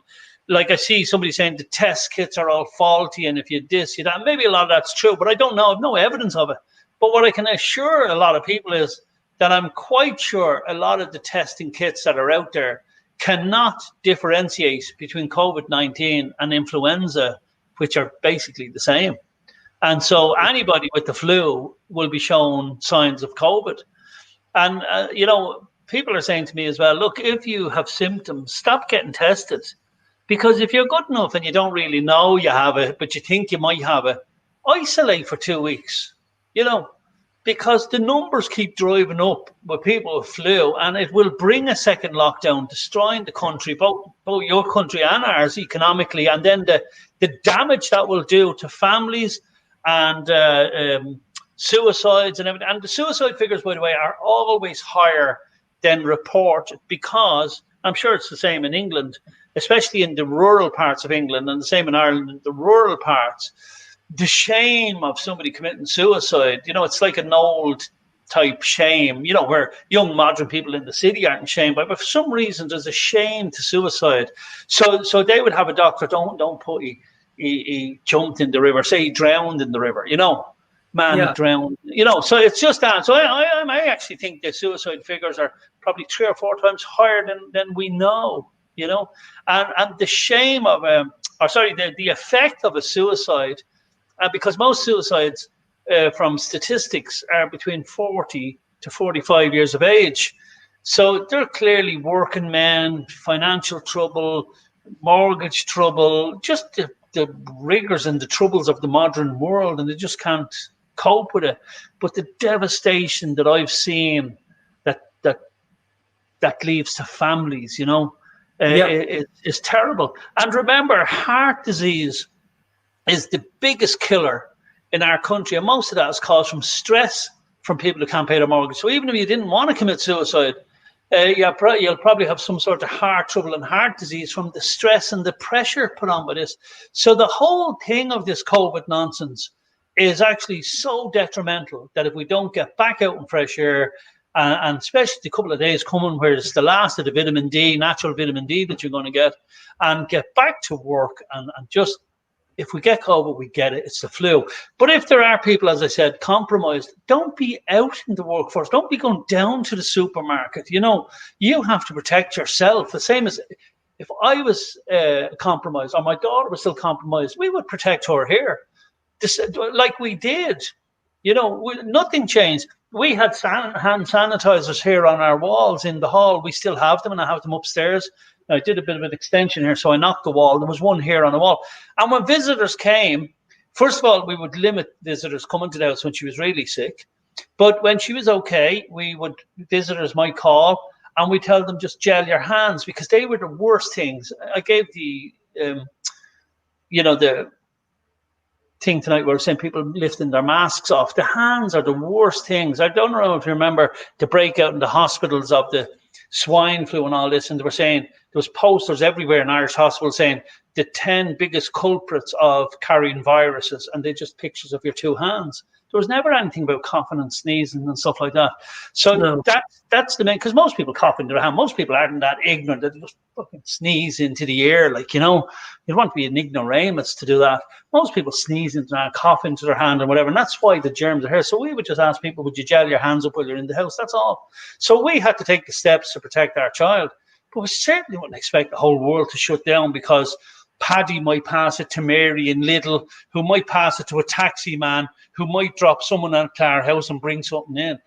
The logic of that is just ridiculous, because you're not going to ask someone if you have someone compromised in the house, just gel your hands or wash your hands or something. I mean, that's sort of, I don't get it.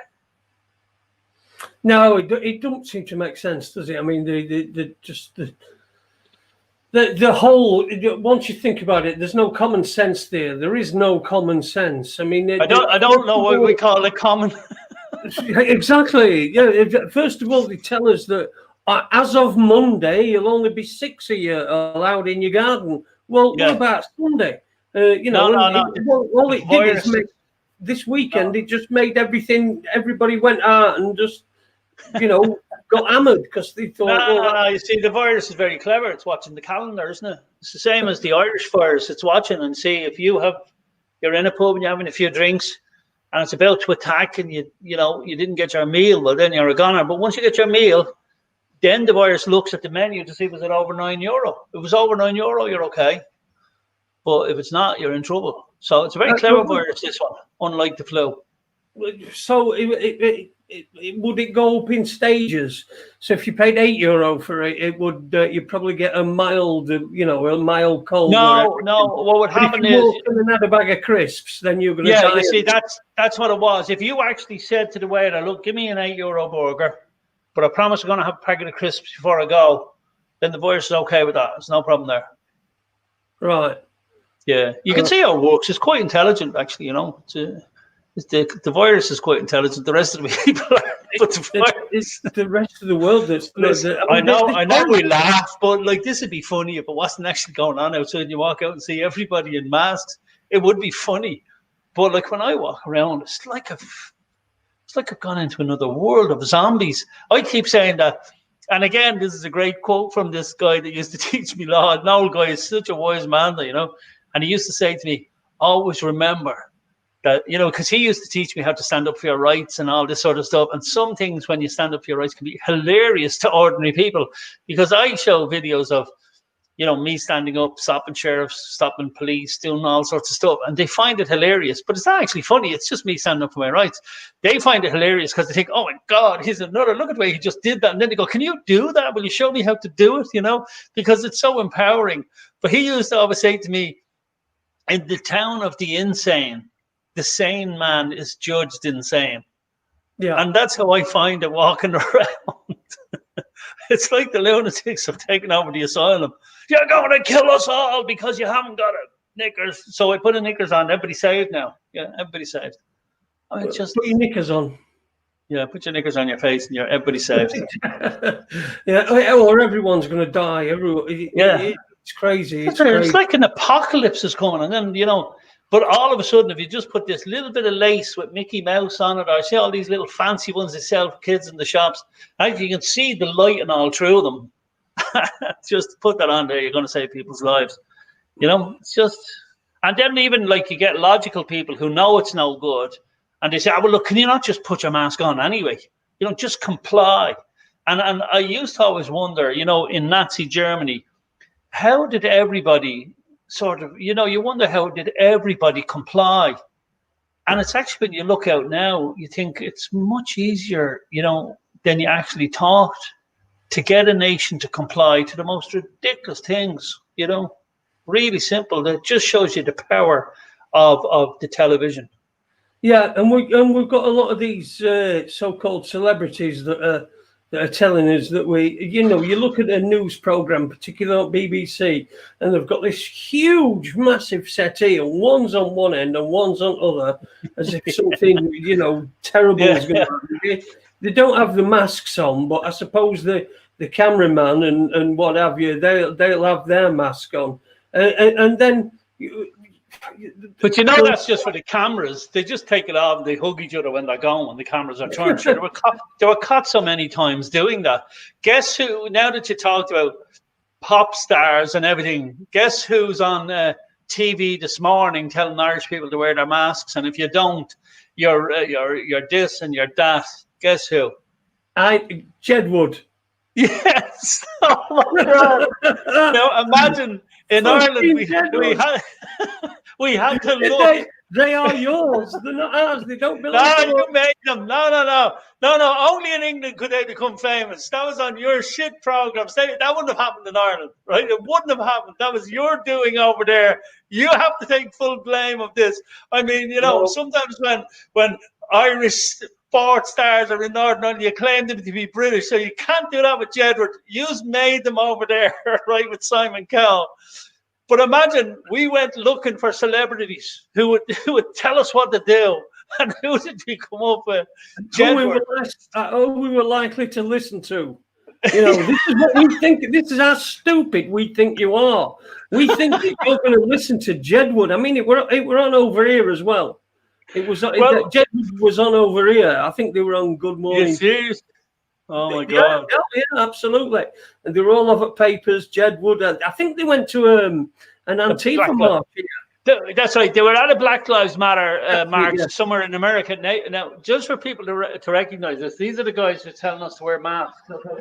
Demonstrate with my son's school tie. Okay, so you got to remember, this was in April or May at the height of the pandemic, when we were all sort of nervous. Let's be honest, because remember I told you about the people dying in China. I was nervous, because especially with my young daughter, even though her immune system's good, I wouldn't want to test it to the limit, right?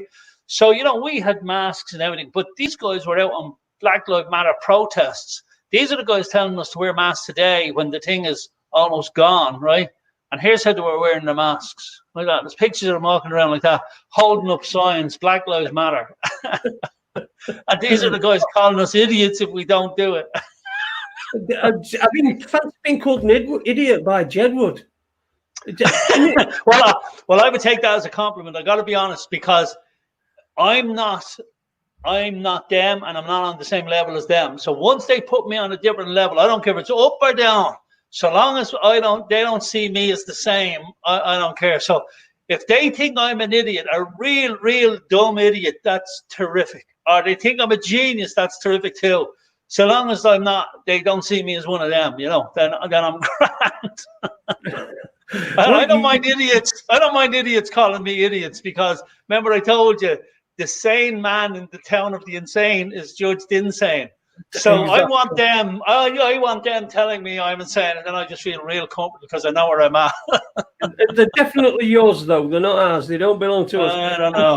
Well, we want them, because we're giving them away. I got to be honest. I was going to look for money, but I'm not going to, because you're good guys over there. I like a lot of you British guys, and I have a lot of friends in England. So we're giving them away for nothing. How about that? Oh. And they can. It's like one of the, honestly, I feel like I've been duped around Skeggy Market in one of them things where who's going to buy everything in this black carrier bag? Come on, hands up. And then, well, you see, and then they pull the shutter down and you're locked in the shop. But you've obviously watched the Father Ted programs, right? Yeah, they're like an episode of Father Ted. Down with the virus now, lads, and on with the masks now, Father Ted. All right, do you remember the time they were accusing Father Ted of being racist because he did something like this with the eyes for the Chinese? And I heard you're a racist now, Father. But it would just remind me of Jedward, just going in to see Father Ted with the masks. Jeez, Ted, you're not wearing the mask, Ted. you know. Down with the virus. Down with the virus now. That's how to say. Christ. I mean, come on. Yeah. Their phone, obviously their phone's not rung for a long time. Their phone suddenly rings and there's George Soros on end saying, listen, we need people to, we need influencers. Is that what they call them these days? Influencers. Influencers. We need a couple of influencers, and you're the biggest influencers that we could think of. Well, that would actually do it. That will actually do it. We've plenty of influencers, but not all of them are willing. So they want to know when you go on Father Ted, and you can imagine your woman coming in with the tea. Jeez, now Ted, you'll have tea and social distance there now. You will social distance. Go on, another 2 meters now. Go on. And then Jedward knocking at the window. Where's your mask? Put your mask on. Oh my God. Poor old Dermot Morgan dead. I'm sure he would have had a few more good episodes of that program, because I mean, like, if you're a comedy writer, I mean, there's so much subject matter that you can just look out the window at. Yeah. Religion, I mean, it is a massive subject matter for comedy writers. Oh dear me! Have we any more questions there in the box? I can't even. Well, actually, someone's asked me what you think about Trump for 2020. I don't know how that fits in. And someone else has asked about. Let me tell you what I said. I have a number of women here, and they're very much into what I say, and they dissect everything I say. So for those women, I'm going to say to you, there's no such thing as coincidences. And they wanted just me to say Jasira and Nasira and to touch my nose. They asked me to do that. So a lot of people might understand that. And then I was told, put 66%. What did they say? Hold on, no. Put €200 on Trump to win by 66%. Right. Now you got to understand that Biden's not up to much, so is he? You know. No, he's not. He's creepy, isn't he? And he's not really got a very good public image. I'm surprised Democrats are about. I'll tell you what I like about Trump. He seems to be anti-establishment. That seems to be good enough for me, because there's no one else anti-establishment. So we can say, look, he should stay off Twitter and he should do a lot of things, but deep down, stay on Twitter. That's the best stuff. Well, I suppose because he's just look, it's just that the press here in Ireland are so anti-Trump. The government is so anti-Trump that he must be a good guy. You know, he just must be a good guy, and that's my view. And I would like to see a few more years of him, because did COVID even come out to upset his presidential election? We call it the flu COVID. I don't know. There's something going on. I can't put my finger on it. I'm not conspiracy enough to get in too deep, but you know, there's something going on. And just when I see everybody walking around the way they are, there's just something going on now. Whether it's a big reset with the financial system, or whether a load of things have to happen, or whether it's to do with child pedophilia and the Epstein and the island and Pizzagate, and if there's a whole uncovering of all of that and stuff, that's a good thing. I don't mean child pornography and all that is a good thing. What I mean is, if that's all being ousted and those people are being ousted, that's an absolute good thing. I have to be very careful what I say, because you know how the media works in Ireland, right? You can see them just putting a few clips together, and they said I said child pornography was great. So I have to be very careful in the way I say things, because I swear to God, you have no idea. I know, but there's nothing I can do when they chop it up anyway. But it's just so once I know that enough people have woken them up just to listen exactly what I said that time, I have enough witness to say that's not what he said. I'm going to use a little bit. I'm going to use a bit of bad language here, and I have to do it to make the point. And so if you're offended by bad language, just turn your ear off for 1 sec. But it was funny on the comments of the journal.ie when they put up what I said, what I allegedly said. And obviously I have, a few people that don't like me in Ireland as well, as you can imagine, right? So, but one guy puts up, that's not what he said at all. And I don't even like the cunt. And I just thought, that's a fantastic comment, because when I have to rely on my enemies to tell the truth, I just thought that was brilliant. So it was one of the real classic comments on the thing, but they were getting hammered because the amount of people that actually listened to the video and knew that's not what I said.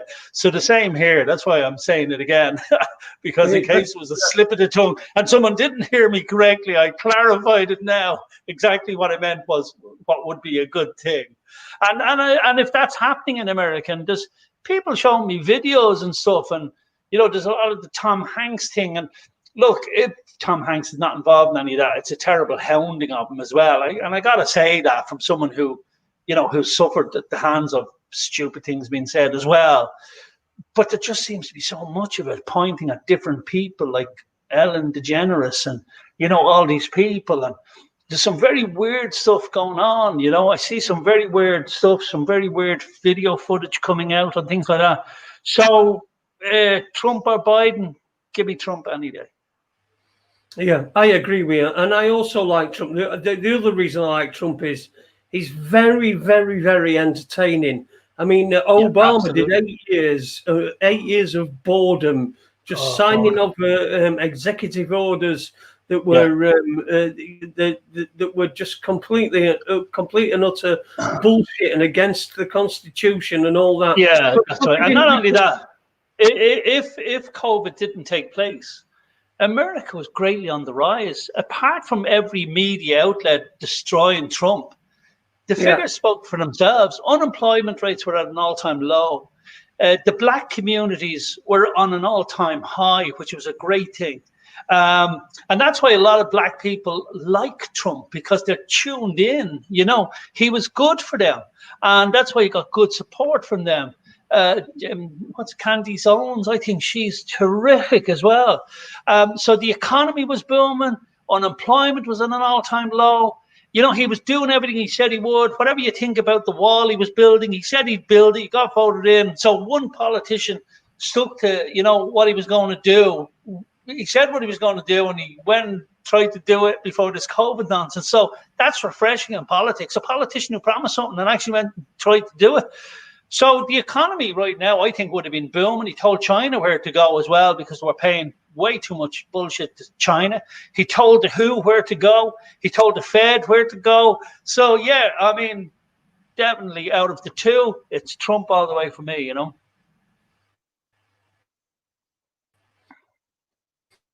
And just one last question. Just as I say that, I reckon our connection. You're gone. Well, what's your take on Q? You're gone.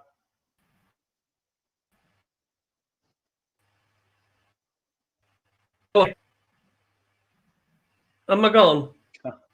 You're back there now. I heard you clear that time.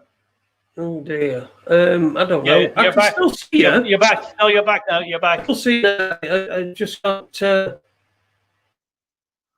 No, you're gone. Have I gone? Let me have a look. Yeah, your signal is gone. See what happens when you mention about Trump.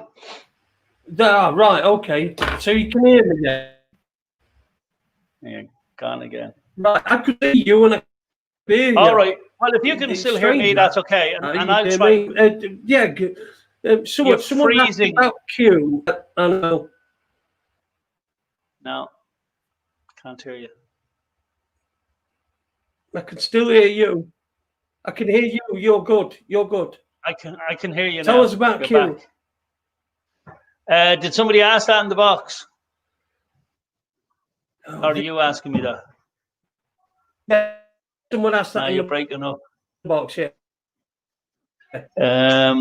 I can't reveal anything. I can't reveal anything about Q at the moment, but all I can say is that there's no such thing as coincidences. Things are happening, and let them happen. Enjoy the ride.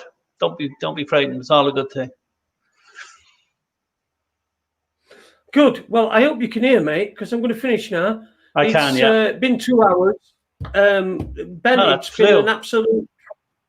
it's been an absolute fucking pleasure speaking to you. I put you up. there's not quite there's not very many people that I put on a similar level, but I sort of like put you on the Guy Taylor level. I interviewed Guy a lot of times, and God bless him. I put you amongst them, one of the heroes, the walks the walk, talks the talk, and walks the walk. So I actually spent a weekend in Guy's house, and I did a eulogy at his funeral. I represented a lot of Irish people who liked Guy when I went to the funeral, and I spoke at his funeral. And really, really, really good guy, you know. Yeah, and I put you in that category. So that's a great compliment. That's it, yeah. Anyway, big thank you to you for coming on. We've got a minute over, but thanks to everybody for watching Raconteurs News. Our guest has been Ben Gilroy. Anything you want to add at the end? Anything that you want to get in that we perhaps didn't get in? Well, just, you know, people who want to get onto my Facebook and stuff like that, I will do videos on rights. And, you know, just because I sometimes talk about constitutional rights, you know, England has its own constitution. They say it's not written, but it's a number of documents. But remember, this was given to us by King George. So the rights that were given to us, if you like, would be available to all English people as well, because they're on the constitution from King George. You couldn't argue that King George gave Irish people more rights than English people. That would be crazy. Now, having said that, you know, constitution doesn't give rights. It just recognizes rights we have. But I do a lot of talking of that, and I'll be doing more of that, because there's so many people who just are fed up worrying about children, vaccinations, bodily integrity, all of that. And the more people we can show what the rights are, and the beauty, I suppose, by me, I put up videos showing me standing up for my rights and confronting, not even confronting in a bad way. I always try to be real polite when I do it, but just standing up for rights and how to do it and what they are and the best way to go about it. So we'll try to educate, because I'm an oldish guy with grey hair and I've a lot of experience at it. So I suppose that's the reason I will try and disseminate what I know. Brilliant. Well, thanks very much, Ben. I was really surprised when you got in touch with me after I think I contacted you ages ago, and then you replied to me not long ago, and I'm really glad that you agreed to come on the show. I tell you, people contact me on Facebook Messenger. It's something I very rarely use. WhatsApp is much better, and obviously, if you just do a post in Facebook, I try to read a lot of the messages in Facebook. Or even email me. Anybody wants to email me, I'll actually give you my email. And I actually copied Guy Taylor. Guy Taylor's email, and I thought it was brilliant, was ifprovoked at gmail.com. So mine is ifannoyed at gmail.com. So if you want to email me there, ifannoyed at gmail.com. So if you've got any questions that weren't asked tonight, then you can ask them at Get Annoyed. Was it a Get Annoyed? No, if annoyed. If annoyed. Sorry, God. If annoyed at gmail.com. My short-term memory is terrible. Well, thanks very much. Anyway, we're going to end the show there. I'll be back on Thursday or Friday for a late one. It's probably going to be Friday, I think, actually, for an After Dark. And I've got some other guests as well that I'm lining up as... it's going to be a bit. It's going to be Paul Cotty on now, Ben Gilroy, and I'm after another guy who's Irish. So it's going to be quite Irish weighted. But hey, anyway, thanks for listening to. Thanks, folks, and thanks everybody listening. If you just hang on after we've finished, I'll just have a quick 5 minutes with you. And thanks to everybody for watching on Facebook and YouTube. I'll see you Friday night. Thanks a lot.